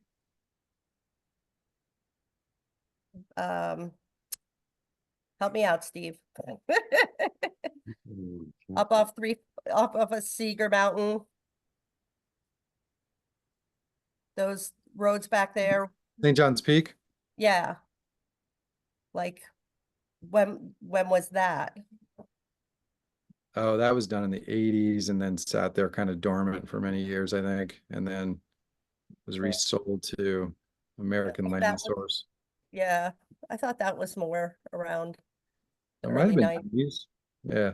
Yeah, and also up off of like not South Road, Gear Mountain there, Iron Ore Hill, I don't know, up there, there was a couple subdivisions up there and too, and I think those I can't think of any lots that were like building lots that were selling for 20 grand that time. I have another question, and again, I feel like every question I ask is just sort of Nope. laying bare how many questions I have. Is it, so to be considered a buildable lot, like let's say you want to buy a piece of property and you want to buy a buildable lot. Can you buy, how do you do that if it's landlocked? Like, It would let's, not, would it ever be considered a buildable lot if it were landlocked? no, if the property had come before for the commission for a first cut to be recorded, or for a subdivision of a larger parcel to be recorded, currently, at least the zoning regulations would ensure that those items are met, that we're not approving a pre-existing non-conforming sized lot, that we're not, that the zoning isn't creating a lot that has no access to it, so. Right, I get if- that part, but so If it could, had come at that time before the commission would have said, you need to provide access to It that. is my understanding if you have a landlocked parcel and you have no access to the property, that you can petition the state of Connecticut for access, and that they will figure out a way that you can access your property. It might be through someone else's property. And then the regulations, then Yeah. if you're accessing, say, fee simple. That's my understanding. I don't know if that's true or not, but that's what I remember from my days of land surveying. So By and large, that the regulations are designed to try to avoid situations like this. So I think that's fair to say. So, There was one that came up about 15 years ago. And I remember Wes Wyrick and his family were abutting this landlocked piece of property, and indeed they had to give an access. mhm, There was some type of statute that declared that. right, this was But up that near would- St. John's Peak. yeah, been a fee simple arrangement to protect. Yeah. So, but that's not what we have before us right now, so.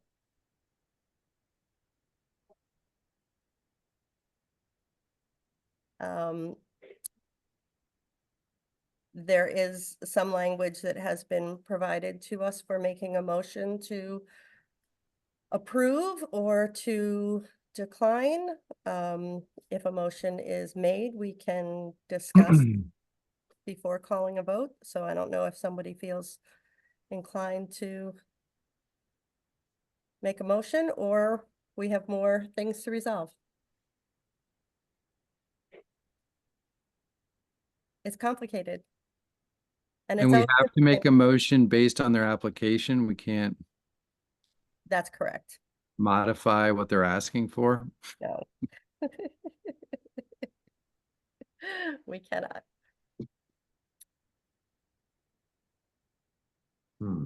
That's what's been presented to us. Well, let's see. And it's, and this, like I said, this is the hard part, so many people that spoke about the family, and I think that's not what's in question, and that's not what the decision is, it doesn't factor into the decision in one way or another. We have to set that aside and just look at the land and lot and remember that the decision goes with the land and not with the owner, which can change.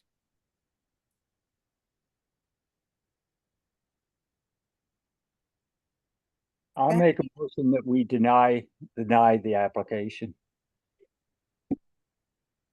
And based on, can you expand on? Based on the fact that we're increasing the nonconformity. We're making the front lot a lot more non-conforming than it is. We're changing zoning documents to say that they don't have to own it in fee simple, which I believe is paramount. I think it's a very good thing to have in place. I don't think that we should be changing the regulations for this. I believe that we are not denying them the use of that rear lot. They can use it. And for future ownership, you know, when it changes hands, I think that it would be very messy to have a joint owned driveway to such a small piece of property in the front and you know, a separate piece in the back. That's my opinion. Okay. Do we have a second?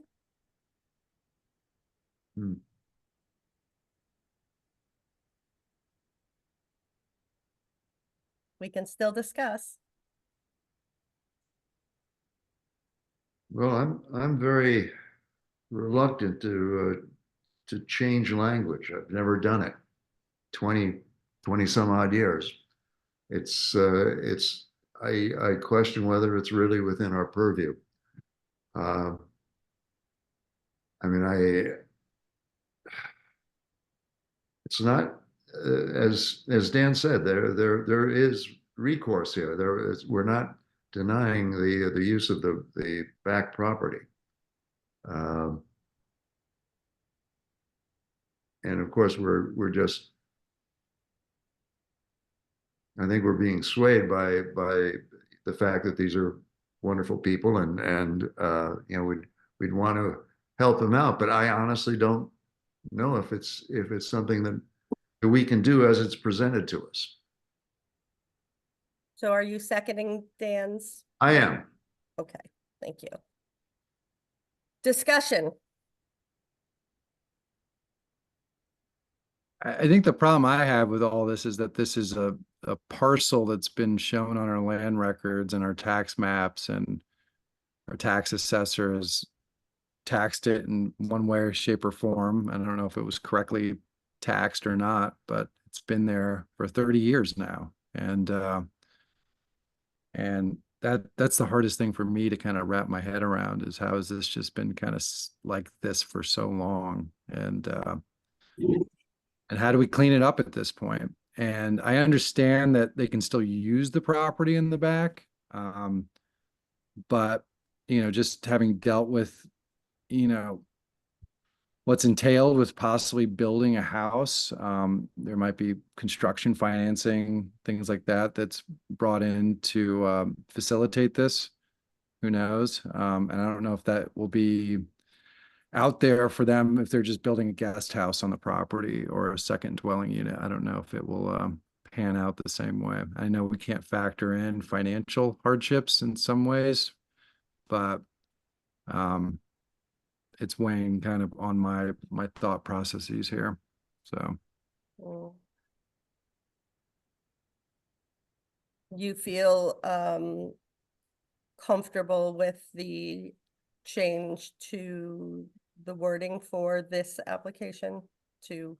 I'm not a big fan of shared driveways. I've seen them in real estate. They're not the best setup, and ownerships can change and people can change and there can be disagreements. But Right. I think with at least a really well-written, you know, maintenance agreement in place that's on the land records, at least you have a shot. But I know this neighborhood. I don't think it's a shared driveway in that little area it would be even perceptible to anybody driving by. I mean, you're not even going to notice it. I drive by it. We haven't heard times from a week. we haven't heard from any neighbor who's upset with this proposal in one No, way. I don't or- think that the concept of a house in the rear of the 186 Bullsbridge Road is not in keeping with the neighborhood or with the plan of conservation and development for the town of Kent. I mean, that's I what, just that's think- kind of what, But Like- I think that there are regulations that the town has adopted and specific wording within those regulations that the town has adopted. And now we are considering not applying them to this application and not making, oh, I get that. Yeah. so that, well, I'm saying that's, that's Yeah. where I struggle a bit. Yeah, but if no one is objecting to a house back there and no one would be objecting to a driveway being extended back there through this property, then, and this thing's been sitting there for 30 years like this. How do we clean it up? Been this, And- well, but it's the same owner that has the property for all these years. We're now going to, make it so that it's distinctly two recognized distinct lots, so they could be sold independently. I think we have to take that out of the equation, because they could technically quit claim this property to anyone tomorrow. And we could get another application from someone else stating that they're petitioning us for access and need relief from certain areas of our zoning to get to that lot. But that's mean- why the fee simple wording, I feel like our regulations have adopted that for a reason. But that's not what's before us tonight, though, Steve. No, I know. I mean, if this situation had occurred, 2 years ago with, someone filing a map and, but the problem is it's been like this for 30 years, which is the hard part for me. And it just seems, it seems like somewhere there was a failing in terms of proper guidance for this.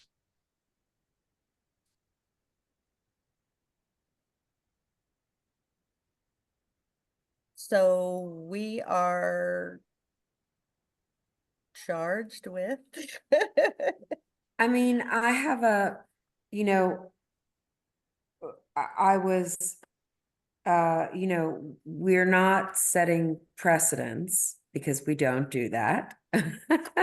I listened, Ty, I remembered.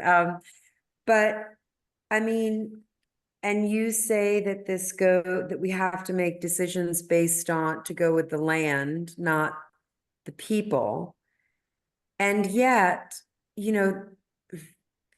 that seems like such an ideal thing. Like if we're talking about regulations that were adopted by our town, there's sort of like a good faith that goes along with that, that you're not going to just blindly follow thing, like regulations are made to keep our town moving in a positive direction. Do you know what I mean? Like they're, and when they seem to not work, then we change them, or obviously it's a longer process than that.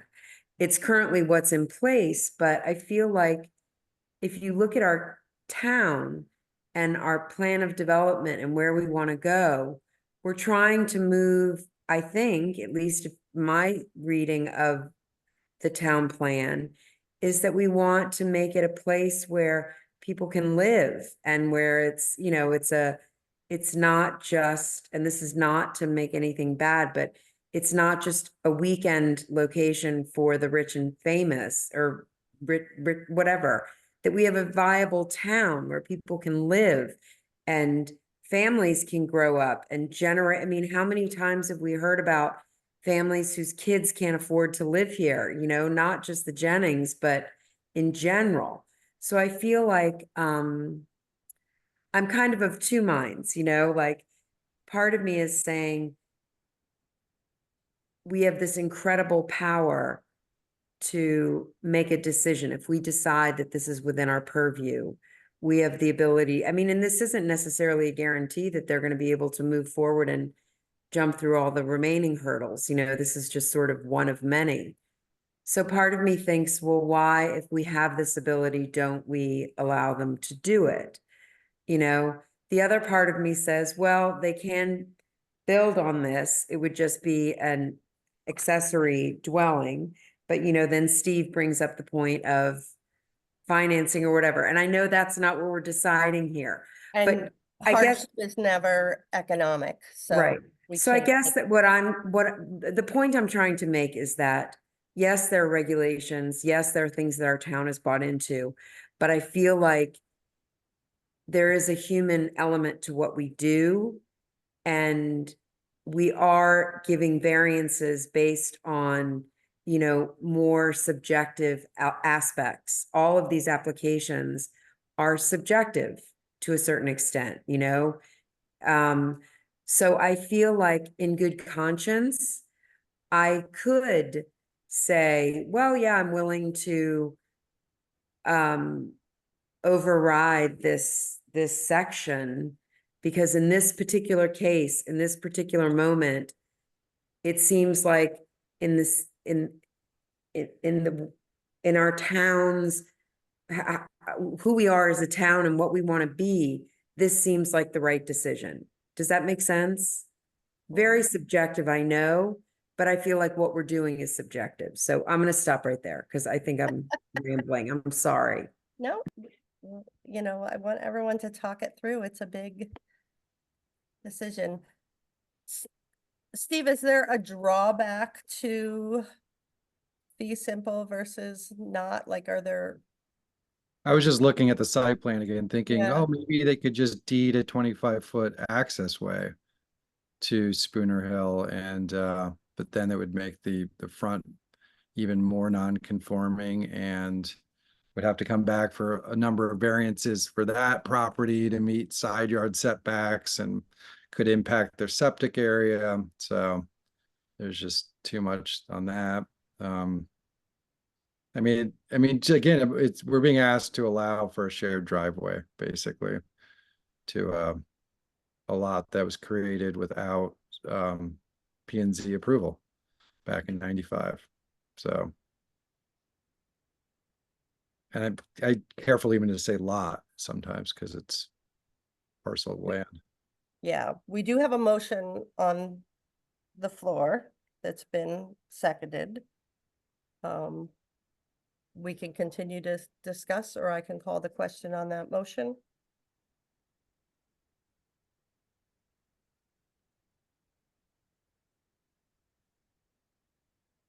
Do you feel there's more to hash out?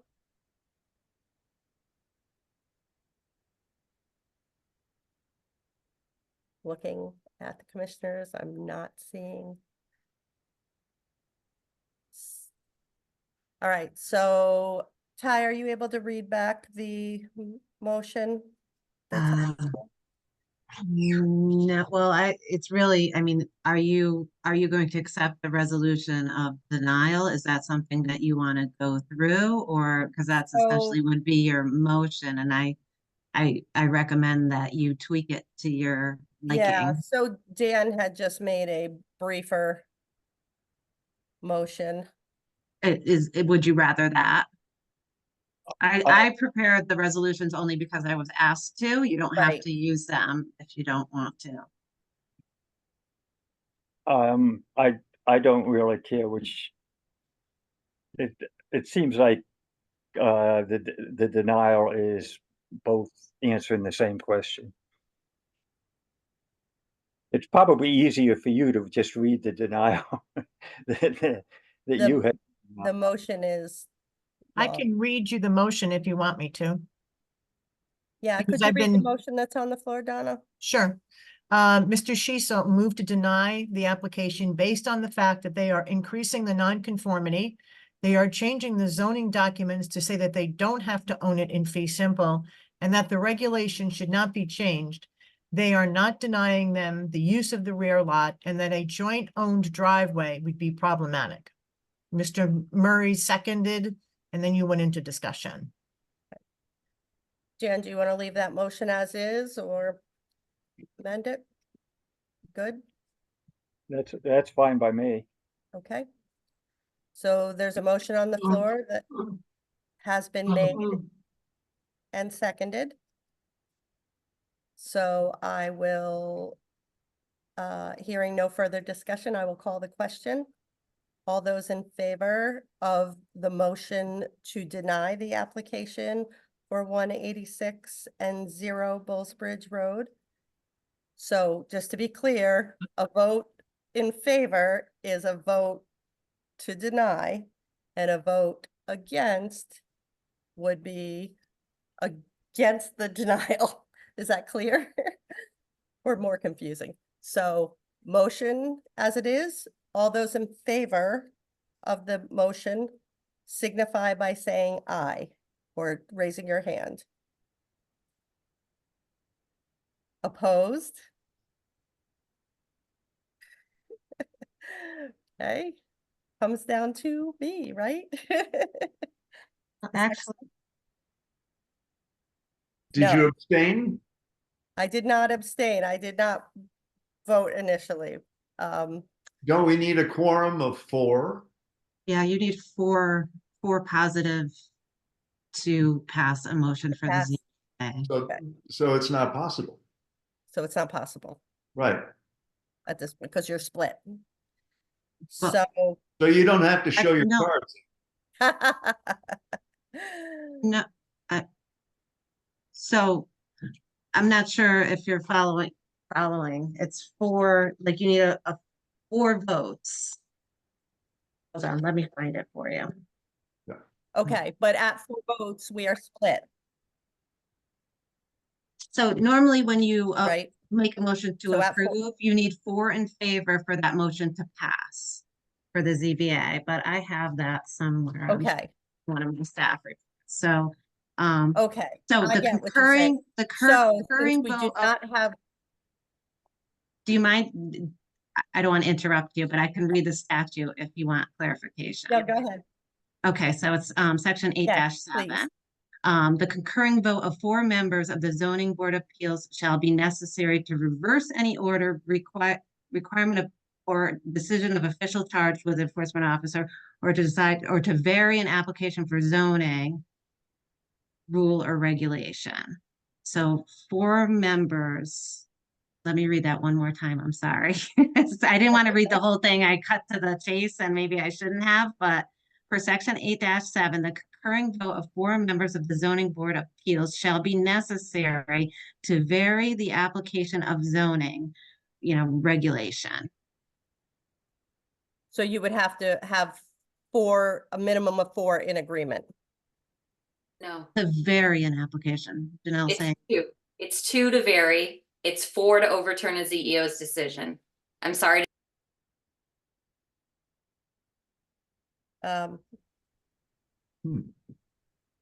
I think that we should Wait. absolutely check with the attorney if we are not sure on that. Yeah. Donna, do you have any opinion on that? Every time I've read it, it's always been 4. You need 4. Right, that's what I've always learned as well. 4 concurring votes. Right.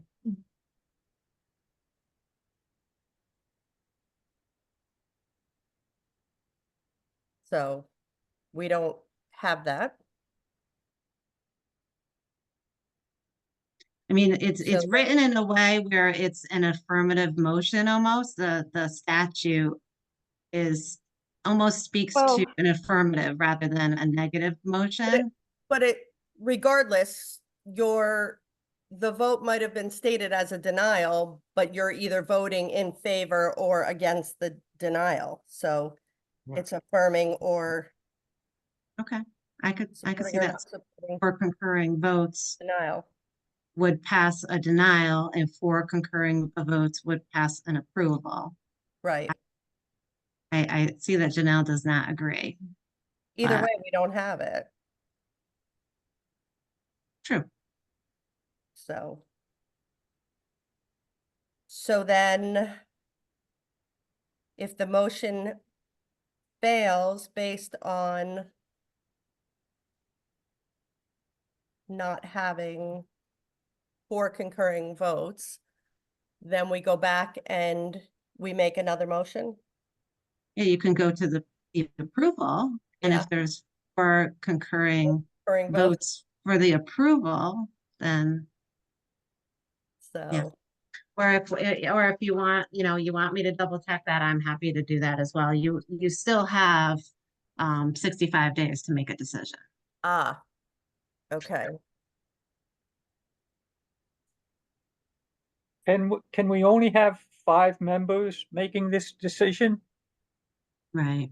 So a quorum is 5, and you need 4 to vary a regulation. That's what I've always learned.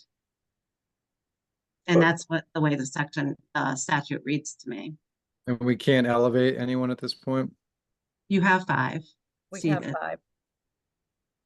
But the vote Yeah. is, You can't bring more people up to vote? No, you Okay. can only 5.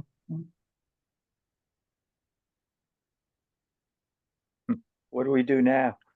so essentially the motion presented failed, so we can present another motion and see. But what happens if we can't come to? So if you did a motion to approve, you would need 4 votes Yeah, to approve.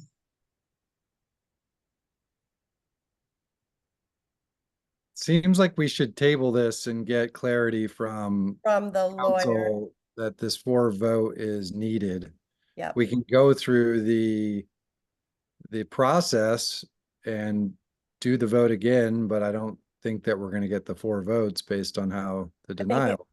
Right, and if we hold it open, we have 65. You have 65 days to make, Render a decision, Mhm. so we can do it at the August meeting if we have clarification.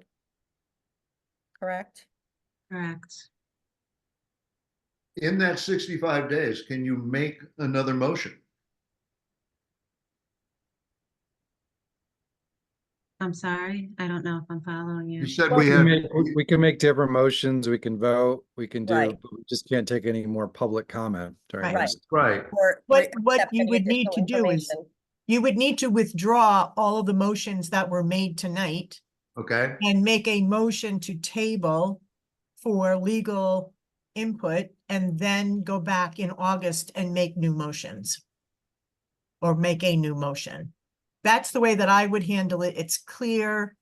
We are now, because you can't come to a decision about what the voting actually has to be, then you would make a decision to withdraw the motions that were currently made and make a motion to table. Ty, don't you agree that that's the cleanest way to do it? Yeah, I mean, the statute section is on the staff report, on all of the staff reports, so I don't know if, you want to take the opportunity to just read it yourself and see if how you feel about it. I mean, Donna and I think both have the same opinion that you need 4. I've never heard it any other way. I don't Yeah, know. I haven't all right, either. all right. Okay, I'll make a motion to rescind my motion and until we receive council's advice. So the motion is withdrawn. Do we need a second on the withdrawal of a motion? Yes, I'll second it. thank you. All those in favor signify by saying aye. Aye. Opposed? Steve, was that a yes or a no? We're just voting to rescind his Yeah, at this time? yes. Yeah, I'll vote for that. Okay. All right, so we've rescinded the motion that was on the floor. And we will seek legal opinion on the vote and hold our decision pending clarification. And then at that time, any motion can be made because there's no motion on the floor. Correct. So, Right. So you, but you need a motion to continue it to the next meeting. okay, Yeah, to table it, yeah. yeah. So do I have a motion to table it and continue it to the next meeting? So moved. Thank you, Elizabeth. Second. Dan with the second. All those in favor signify by saying aye. Aye. Aye. Opposed? Motion carries. Okay, so In terms of the legal question of for concurring, if we can't get four on the same vote, either How- way, can we get clarity on what happens then? No, so I think you're misunderstanding. So like if you had done a motion to approve, you would have had to have four members approve. If you only got three, then the motion would fail and it would be denied. Because But if this we is can't- if we can't negative, get- it's kind of If we can't get odd four either, situation. if we can't get four either way, what happens? It would be denied. So No. let me read the statute to you. So per section 8-7 of the Connecticut General Statutes, effective the date of acceptance or variances filing requirements, the concurring vote of four members of the Zoning Board of Appeals shall be necessary to reverse any order, requirement, or decision of the official charged with the enforcement of the zoning regulations, or to decide in favor of applicant, in favor of an applicant, any matter it is required to pass under any bylaw, ordinance, rule, or regulation, or to vary the application of the zoning bylaw, ordinance, rule, or regulations. So whenever a Board of Appeals of Appeals grants or denies any special exception or variance in the zoning regulations applicable to any property, sustains or reverses wholly or part in order requirement decision to appeal, it shall state upon the records the reason for decision. So, I mean, I think that goes on to something else, but Right. the first part is more about it talks in favor, so it's very hard to translate it in favor. the opposite way. Right, because obviously you wouldn't say that it's an automatic approval. So, Yeah. So May I if, ask a question? yeah, If- go ahead, Justin.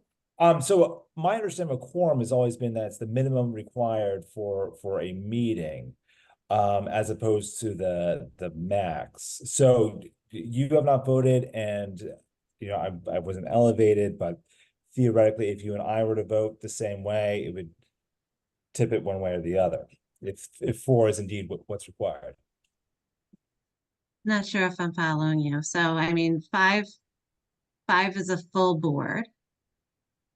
In the ZBA, and the ZBA is the only one where it's not a majority. It's a four. So like zoning, it would be just the majority. So if it was, five was a full board, then three would pass a motion. But the ZBA is different in that way. Yeah, my question is, can Justin be elevated to voting status to enable? No, can't have more than five because that's your full board. I don't understand. So the alternates are only elevated when we don't have someone here? That's correct. To fill in for a member. let me get this straight. If the motion was on the table to approve, you would only need three, is that correct? You need four. The way that I understand it, what I just read, it said four. Four, okay. And we're missing how many members tonight? Just one? You have a full board seated. No, but aren't we missing John Johnson? Is he an alternate? No, John's a regular But meeting, but Elizabeth is elevated because she was at the last meeting as well. Is Nick Downs part of our board right now? Yes. So usually we have 6, correct? No, Elizabeth has been moved up. Elevated, yep. No. But we're missing 2, correct? And we have 2 alternates. So we're missing John Johnson, so Elizabeth's filling in for John, and we're missing Nick Downs, correct? but Nick is an alternate though. He's an alternate. Yeah, so Elizabeth, Justin and Nick are all We have alternates. 3 alternates. Okay, just trying to get our roster. So next month, if John Johnson shows up, then he will be on as the member, and assuming the rest of us are here, Elizabeth would be an alternate still. Is that correct? That's up to chairperson. I mean, sometimes, you know, if they're, you know, it would be expected that John would listen to the meeting and understand everything that happened. Okay. Because he hadn't been here, you know, so he couldn't abstain for not Could being. recuse himself if he wanted to, though. Mm-hmm. Right, And then an alternate would be right, brought. right, right. Exactly. Okay. So we have a motion to table that has been accepted. We're gonna get clarity on whether 4 concurring votes are needed either which way. And we'll take this up in August again. Because in the absence of the 4 concurring votes, it would be seen as a denial then, if if it had been stated as a motion to approve and had less than 4, it would fail. Well, the motion did not carry. There was not 4. Right. Regardless of whether it was for approval or not. Right, but in the wording, the statute is worded for an approval, not a denial, and that's part of where the question comes in. Or was it approval of the motion? Yes, approval of the motion. So. All right, 2 more. 2 more. Sorry. It's not being taken lightly, that's all. No. So. All right. So we will get a clarification and let everyone know what the ruling is and convene the hearing of the application for decision at the August meeting. So. All right, then next item on our agenda is the decision on application 03-24 for 73 Kent Cornwall Road.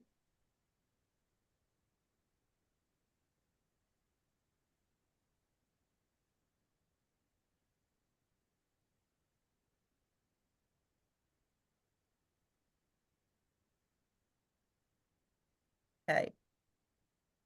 We're losing people. Okay, any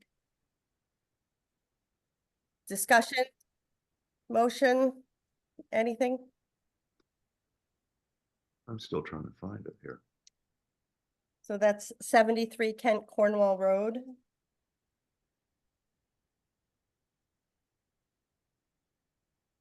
It's pouring here. Is it pouring? There's there? some big old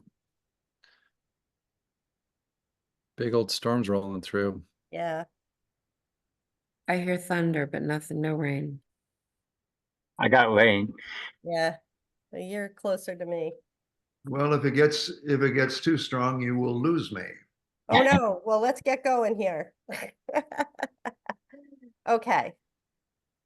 Application 03-24 73 Kent Cornwall Road for us side yard setback. Any discussion, any questions, any? I would make a motion to approve application number 03-24 Colleen McGrath, 73 Kent Cornwall Road, map 9, block 15, lot 36, allowing relief from section 3200 for side yard setback to build a deck to be built not any closer than 25 feet from the side yard setback. Could I amend that, to say, that if the existing house is more than 25 feet, let's say 27 feet, they can't extend the deck beyond the footprint, beyond the edge of the house. I think you can probably say as presented in the, Application. call it the sketch or the, I would amend my motion to include language to the effect that it is our understanding that the deck will follow the south plane of the existing structure. Thank you. is it north or south? South. South. The stairs are on the north side, remember? It's south. South, okay. I'm like. The house is on the west side of Route 7, so Yes, south okay, is that way. it's hers. Ty, do these motions need to include that this will not make any significant changes to the neighborhood or things like that? Right, so I think I list the possible reasons for decision on the staff reports now. You just kind of have to feel which ones suit you, or you may have your own. Just trying to help you along with that. But yes, one of the requirements, again, that same statute we're going back to says that you have to state on the record the reason. The variance will not affect generally the district in which it is situated. And is in general harmony with the. There will be planning. no impact on the public health, safety, convenience, welfare, and property values. And my feeling is that the variance will not affect generally the district in which it is situated. Dan, do you still second the amended? I do. Yes. Okay. Discussion? Hearing none, I'll call the vote. All those in favor signify by saying aye. Aye. Opposed? None. That was unanimous. You got your 4, you're good. And then we have application 04-24 for Studio Hill Circle. We'll pull up 30 Studio Hill Circle. We did get some correspondence from the abutting land trust. Is this something, their request for the property lines to be marked during any construction, is that something that could actually be incorporated into a variance, Ty, or is that something? Because who knows when this is going to get. We've done it in the past. Yeah, I think it wouldn't be, because like you said, who knows when this is gonna get done, so, it's not a bad idea to put that on the record, if that's if you agree with that. I think it's a good idea. Yeah. Great. Okay, do we have a motion?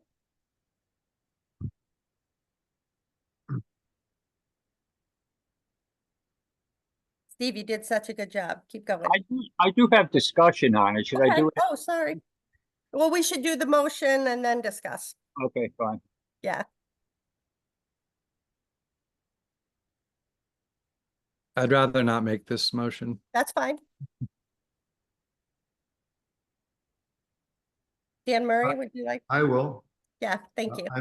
I move to approve the application 04-24, David Bain, Studio 30 Studio Hill Circle, map 9, block 22, lot 113, relief from section 3240 site yard setback to construct a pool. This approval overrides the previous approval. And the Bains are required to satisfy the request from the, what is the name of the Northwest Connecticut Land Conservancy. Northwest Connecticut Land Conservancy. This application is in harmony with the general planning and zoning and does not affect the public safety and welfare. Anything else? Anybody else would like to add? I just think that maybe instead of saying the Bains, it should say the property owner. Yeah. Good point. And Sure. And I would also suggest that instead of saying this approval, let's say this variance would supersede the prior variance. So be it. Can that be written in, or do I have to say No, it? you can, What's that? you can say you accept that you're I amenable. accept that. Okay. Do we have a second? Elizabeth, do you want to second it so we can discuss? Sure, I'll second it. Thank you. Okay, discussion. Oh, Yes, Dan. okay, I did go out and look at the property. And where they had given the first variance, I can kind of understand why, because they were putting it in back of the house, and it was very close to the house, probably within 10 to 15 feet of the house it would have been. And you know, it ended up being 17.62 feet away from the property line on that back side of the property. Now, they took that number and used that number because it had already been approved to have the pool in this new location.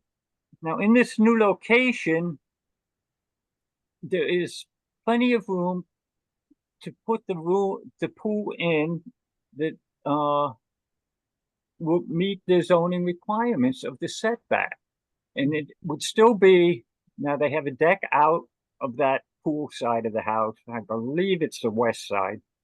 And it would still be probably, if they set it within the 30-foot side setback, they'd still have at least, well, they have the deck, which is about 8 feet, I'm guessing, and then they'd still have about another 15 feet to the pool to have it within the required setback. I don't understand why we are giving a variance when the requirements of zoning can be satisfied. I don't understand the hardship. I see what you're saying. I'm looking at the previous application literally had the pool like right up against the house almost. Yeah, really close up against the house. It looks like they have a deck out the side, and that's maybe what's, you know, they don't want to maybe redo the deck or something. I don't know. Deck would remain the same, and it would be approximately, I don't know exactly, I'm not a surveyor, but you know, I was out there with the tape measure, it'd be approximately 12 to 15 feet, let's say, away from that deck would be the pool. And they said that they did not want that because they wanted a larger patio area on that deck side of the pool for entertaining and all. And they wanted a fence that, you know, did not incorporate onto the deck and everything. And personally, I don't think that's a hardship.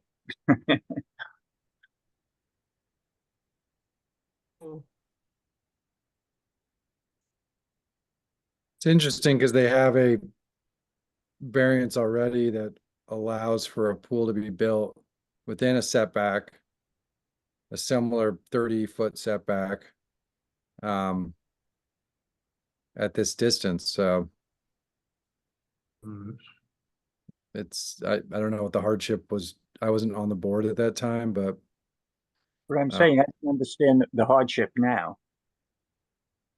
well, I mean, there must have been a hardship then.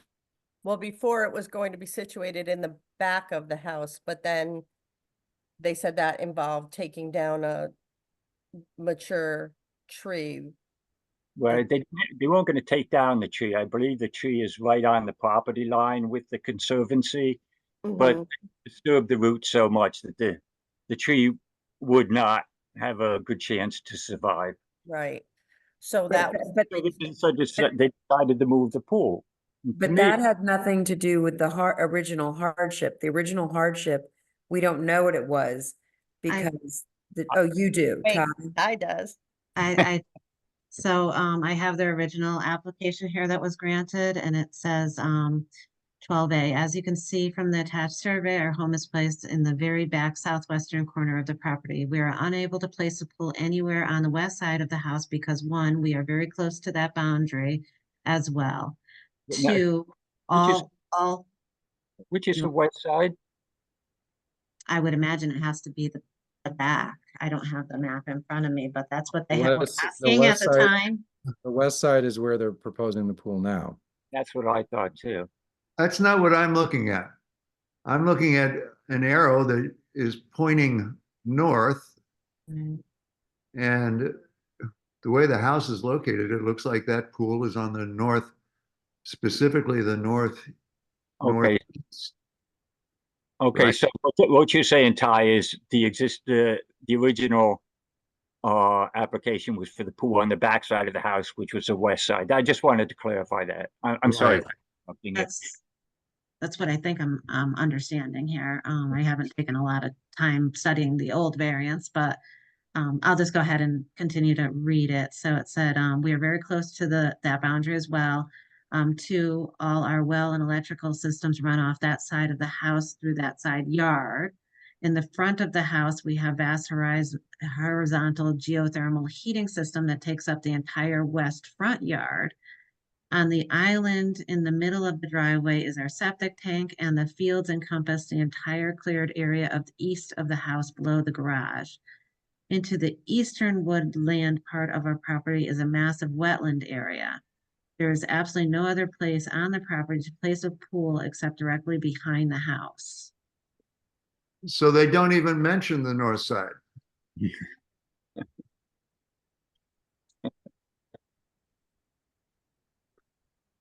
So that was,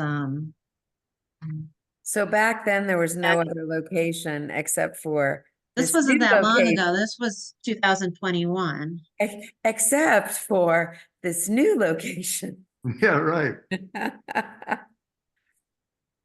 I don't have a very detailed map about the space between the proposed pool and the house. But Dan, you're pretty sure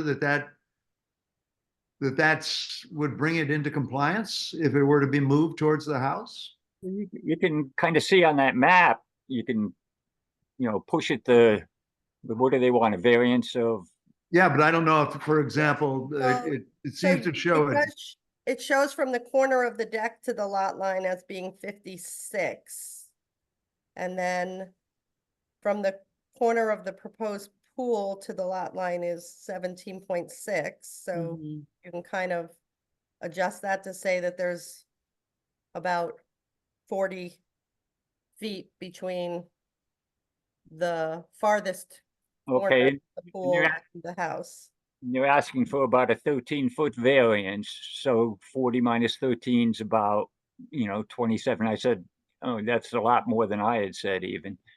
So, and that's from the deck. Is that correct, Ann? That's correct. That's from the deck.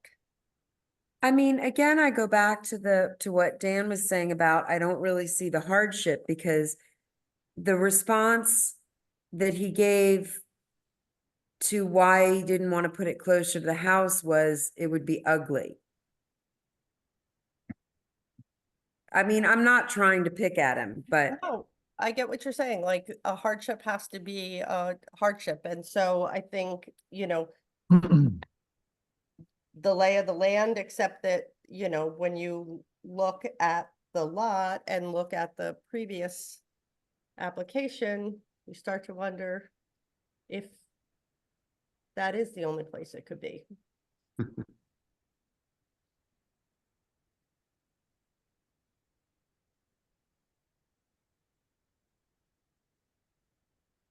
I guess I would like to know how much space is between the house and the proposed pool. If it was conforming, you're saying? If, yeah, if it could, if the pool could be moved closer to the house without, and make it conforming without like being encroaching on the deck, on the existing deck. It's not encroaching on the deck. I know, I'm saying, but I mean, even if it were encroaching on the deck, that's not necessarily a hardship, is it? I mean, I don't know. There's nothing written in anywhere that people are entitled to have a pool. So, you know, you can make that argument against a hardship. But I think Dan brought up a good point. Maybe the placement hasn't been thoroughly explored. Yeah. So we could table it till next month. I don't Requesting, I don't know that, I mean, now that the public hearing is closed, additional information can't be submitted. Yeah. Why would you want to table it? I don't understand. To get, I'm going by what you think is the measurements of what exists, and I don't have any of that in front of me. I don't actually have a site plan with measurements to show that. Only what Ann had just said of 55 feet, you know, mine is. In the file, the site Yeah. plan that Ty provided. But it Right. doesn't, they haven't specifically mapped out that measurement, but they've mapped out from the corner of the deck to the lot line and from the corner of the pool to the lot Well, line. don't you have steps that are shown there? I can't tell, it's such a small. Yeah. There are steps there. You can expand it. The black and white, like striped part would be the Yeah. step of the deck. I mean, it seems that when the original proposal application was put in, that there was an argument that the pool had to go in the back because there was electrical and internet and cable coming through that side yard there. You had the well there, that this was the only place to really put it. And it seems like the electrical and cable now can be rerouted in the hopes of saving a wolf tree, you know, a specimen tree in the back that's shared with the land trust. So I can see why they're trying to do this and change it up. They have an existing you know, variance that has been granted already for placement of a pool within the setback Within up to rear, yeah, within rear setback. 17.67. So yeah, I take that into account as well. So Right. Meaning are you suggesting that because they already had one, that to then not issue them or not? yeah, I mean, it's the Kent ZBA at some point granted this particular property the ability to put in a pool within 17.67 of a setback that was 30 feet. The side yard and the rear yard are both the same setback, so it doesn't seem like one's more important than the other to me, my interpretation of that. Except that there's less of the new pool is on a more favorable side to conform with the regulations. Like, No, for I get that. instance, I don't understand why we have to even think about the other application. That's not before us. This is a totally different application. Because I think what our intention is to to revoke or supersede or a previous variance. I don't even know if we're allowed to do that, to be honest. I think once a variance is issued like that, it runs with the land. But I'm not sure. I mean, I don't and know. I that's, mean, that's people come back absolutely, for amendments to it when they realize they measured wrong. You know, we've That's, yeah, I think that's a little different than striking down or reversing a previous. I mean, that's, so I mean, again, if you're not feeling comfortable with that, you know, you do have 65 days to make a decision after the public hearing is closed. So if you want me to check on that, I'm happy to I mean, do I'm that. comfortable adding it in. I just don't know if it's legal, the legal soundness of it, you know? Well, I think you don't want to have two conflicting variances at the same time, like. Well, I think the intention is not to have two pools, so you don't want to be taken advantage of that way. Yeah, it seems like you should be able to supersede. Somebody should be able to change their mind. Plans don't always go the way they expected. But No, I agree. I'm It happy to it double seems check that. commonsensical, but I'm just not sure, like, you know, if we can just kind of throw that into an approval or a motion that something that was already granted can be revoked. I don't know. I'm content with just leaving the original one there and voting on this new one.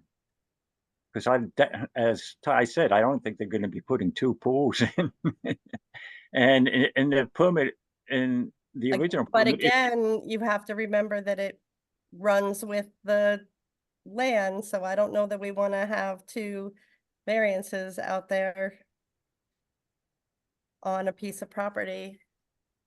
Well, I mean, there's nothing saying that I imagine that there's nothing saying that we can't vote on this one and then, and then at some later date, you know, if we decide that we can then cancel the other one, or do they have to be done at the same time, do you think? Is that what you're saying? I don't know. I don't know if you can cancel it. I don't think anybody does. I meant revoke, right? So should But they what have- I'm saying is, did they have to, just voting on this one before us now, it's not connected at all to the previous one legally, you know what I mean? So you can treat them as two separate issues, right? I mean, his application is very clear with the intent. I mean, he does reference the old one and the reason why he can't use the old one. So that's good. You know, he talks about the tree more than anything where the actual pool placement is going to be. He talks more about where the old pool placement was and why it can't go there. Right. So I think, you know, that you've got a little bit of security in that because that's what they're application seems presenting to you is, you know, that they want to replace the They want variant. to abandon the former variance that was granted and, okay. Right. They make that pretty clear. So, good point. Ty, how do we handle it when somebody needs, like, gets an approval for a variance for 5 feet for the 30-foot setback and then comes in and it measures out with the as-built as needing 7 or whatever? Is it a whole new variance? Is it an amendment? It's a whole new variance. The whole new variance is a whole new application and it gets filed on the land record, but you know, in that case, it's like there's no danger of having, you know what I mean? It's already Right. there and you're just giving them a couple extra feet. That's a very different scenario. If they modified their application to say that they would void the other approval? Is that possible? I mean, I think their application says, more or less says, you know, they're abandoning the other one, and that's why they're coming forward with this application. Okay. That's kind of what I read too, but Okay. Lena, could you get me a shirt? Sure. Yeah, upstairs. Or maybe one over here. All right. Well, Maybe. Whatever. I'm just getting cold. are we prepared to? Did we make a motion on this? No, we haven't made a motion yet, so that's Okay. a. Actually, I did it. I don't think it was. Yeah. I thought you were in the middle of discussion. Oh, you're right. We do have. Donna will know. Oh, because there was a rambling of, okay. Yeah, because I said we couldn't, I told Danny couldn't discuss until after we had a motion. Then we had discussion. Yeah, That's right. because I remember Elizabeth said we Okay. should change it. from Donna, bank can you read property. back the motion to us? I can. Thank you. Mr. Murray moved to approve application 0424 David and Deborah Bain, 30 Studio Hill Circle, map 9, block 22, lot 113, relief from section 3240 site yard setback to construct a pool. This variance overrides the previous approval, and the property owner will be required to satisfy the request of the Northwest Connecticut Land Conservancy. This application is in harmony with the planning and zoning regulation and does not affect the public safety and welfare. Ms. Avila seconded. And then you went into discussion with Dan. Okay. All right. Thank you. The language pertaining to the land trust, is that clear? I don't, in that motion? We could. Because they're, Have Donna, my or interpretation actually, of we their could- letters that they're requesting that the property line be staked during the construction. Yeah, That's- let's add that. Let's add that. Well, is that their only request? If we're gonna add something, we want to make sure we have everything. Yeah, Yeah, yeah, that's what I think their letter said. That was all it said. yeah. They didn't seem to object to it or the placement, anything. It was just that they wanted to make sure that none of the vegetation along the property line was disturbed in any way, shape, or form during construction by accident, which is usually what happens when you don't have a property line staked. Oh, but they did say that it be surveyed and staked. Ooh. Yep. Okay. I think that's, yeah, the same kind of thing, that they want the property line professionally surveyed and demarcated during construction. Okay.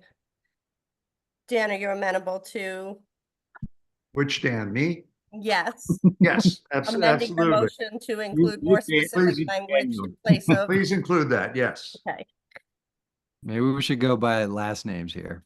I know. Or I can call everyone Mr. or Commissioner. Dan is Murray. on his name tag there, so he could be Daniel and I could be Dan. Oh, am I Daniel? I didn't know that. Okay. You are, and Elizabeth.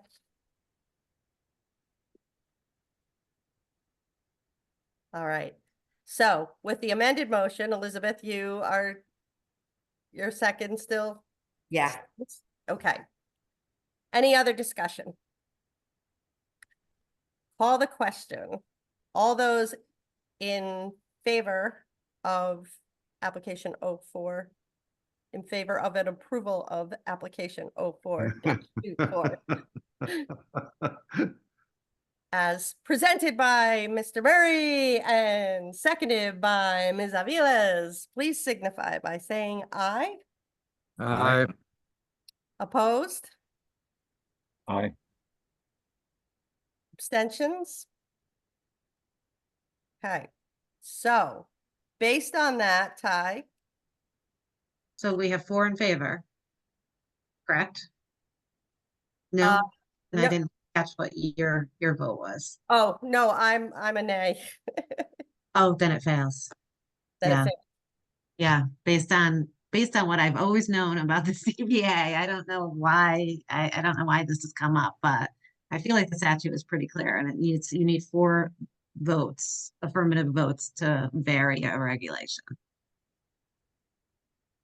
So, So this, So where are we at? it failed because we did not have 4. We're not doing good tonight. No, no. We got 1 deck built, but that's about it. That's right. I would like to say something. I think it would be very advantageous to people to go out and look at these applications before us. It really does make a difference. I did look at Bulls Bridge. I rode by on my bike. I've driven by. I know the property pretty well. On 73 Kent Cornwall Road. It was for sale a few years ago, so I know that one pretty well. And I've Did been they to still David share a Green's house. well? so- What? Do those 2 houses still share a well? They I had don't a know. It does actually on the one on Kent Cornwall Road. On one of her maps, it said existing well and it was on Rocky's property. Yeah. And then they have a future well and it's on their property. Oh, as Okay. well, yeah. I wonder if she put in her own. But I know when the houses went for sale, they had a shared well, the old Pashoka houses. I feel like I'm back on the Planning and Zoning Commission, a 3-hour meeting. I know. It's not I what agree. this is not what I was Um, what I was roping myself into here. Did you Donna, notice are you me on vacation in doing this? I was sneaking my dinner in during this long affair. Yes, I husband- am actually up on Cape Cod. Wow. And There you it's go. Anne's, and it's Anne's And today birthday. is It's my Anne's birthday. Oh my Hey. God, the dedication. It's unbelievable. Happy birthday, Anne. Thank you. Yes. Yeah. Donna, bring back some lobster rolls for us, please. Yeah. Okay. We have like one more agenda item Oh. to get through quick. And I think it's communications, is that right? Is that the last item on the? I don't remember there being anything. Well, okay, just clarify, where did this last motion end up? Is it like denied or approved or in? It failed. failed, it denied, it's denied. So if we, on the Jennings one, if we had gone to approve it, and 3 of us denied it, it would have been denied, is that correct? That's what I have always understood, but I could see that Janelle absolutely disagreed with that, and I was very concerned. I just think it's better to err on the side of caution than to Right. get into a legal battle later. So let's just But make I sure we feel do it like- right. She has some unique interpretations of. I Also- have to agree. I have to But agree. Ty was she? Why was she able to even interject just then? I know. Shouldn't have. She That's my wasn't. I fault. mean, that's why I muted her. As Yeah. soon as she started talking, I shut her down. Yeah. Because she had no, I'm the keeper of the shut up button. and so She is. I She's got so much determined power. that she needed not be talking, and she Yeah. didn't. I mean, the public hearing was closed. Yeah, yeah. But So- I just feel better being confident in what everybody's doing and Absolutely. making a mistake and But ending up to flip costing the that- town money. To flip that, Dan, if the motion that was on the floor was to approve and 3 people voted for it, it would have failed. Yeah, I feel very confident of that. I mean, and Donna, you agree too. I don't know Yeah. what, she was saying 2 for some, she kept putting up 2, so I don't know. What she was, It's always been 4 in every meeting I've ever gone to. Right. And it's different than, like ZBA is different than zoning. Yes, Right, Yeah, and that's what absolutely. we've Yeah. always been taught, yes, but I'll get that in Mike's words in writing, and then you can feel 100% comfortable moving Confident, forward. yeah. Yeah, For sure. Yep. All right, so we have no communications to review. nope, nothing. Motion to adjourn. Thank you for putting all this information together, and I find it to be really a nice way to be able to review and go through this stuff. So I'm glad to be Hard helpful. work. yeah, Yes. That's thank great help, great help. The only thing and this isn't anything to do with you, it's hard for me to navigate between, like, when I want to look at something. you Sure. need to get a double screen. Right, I was just gonna suggest that, but you picked up the computer that the town had supplied, right? I did. That's what I'm. I wonder if you could do like your old one and then the new one and Side. Yeah. that might work, or a split screen. When they're small, it's hard to split the screen and still. Hard. Yeah. I'm old now, you know. I trying to hear do you. those I little feel the things. Oh, same. come on. I do a split screen. I've got you guys on one side and then I'm typing the minutes on the other. Wow. Good I for- just pull the Zoom thing smaller Yeah. Yep. and then so I can see all the other stuff on the other side. Tonight There's was a little hard trick I though. learned tonight is that you can grab people on your little Brady Bunch thing and rearrange them on Zoom. Yes. Oh. The beginning of the meeting, I was like, where are you guys? I Yes, wanted to talk to you. exactly. And I started dragging us all up to the top because it was just, I couldn't tell who was talking at some point. So you can actually drag everyone and clump them together. So Well, Ty can pin you guys to the top yeah. because that's what I used to do. I think you can pin up to 10 people to the top of the meeting. So Okay. they always stay there. You know, and that's what I would do. yeah, but I just moved people around. Good to No, know. you like that learned that- power, that's why. No, I just learned it tonight. I was like, Yeah, I there can't were so figure many out who's people. talking and Yes. so, all right. So, all right. Well, thank you, Yeah, everyone. are we for- We utilizing need a the- motion to adjourn. Oh, Are we, before we adjourn, are we utilizing the meeting? Have you seen the meeting minutes generated by Zoom? Donna? You know what? I did at one point in time, I did try to use that, but if you have to know who's talking. Like I know everybody's voices, so I don't even have to be watching you guys. I know who's talking. And you're not going to get that in the Zoom minutes. We did do So like a live kind of transcript, but it doesn't say who's speaking. right. Worthington did utilize them recently for a broadband meeting that I was on, and I think that they're integrating artificial intelligence now, and kinda scary. but they were super impressive. Okay. They did an executive summary, action points, and then a really detailed, and yeah, like the names are whoever you put yourself in as, which can be a little confusing. But I thought that they were But how scarily do they good. know who's talking though? Maybe So it's whoever, by, yeah, just whoever's by like how you've highlighted in named the yourself. green. Whoever's highlighted, maybe. Yeah. Yeah. I don't, Okay. I just, think- I saw some from another meeting. I was impressed. So Okay, we can look And is into that- it, yeah, definitely. but I still like my job of taking minutes. I mean, I if see. you're trying to no, get I'm me not- to I say mean, that's fine. we they need, would we still have need to you be to meet edited and people. cleaned up and all that. That's you. Yep. Yeah. So, They're not perfect, but I was just kind of, it was interesting. Hmm. So okay, they've come a long way then. All you can right. ask Lynn about it.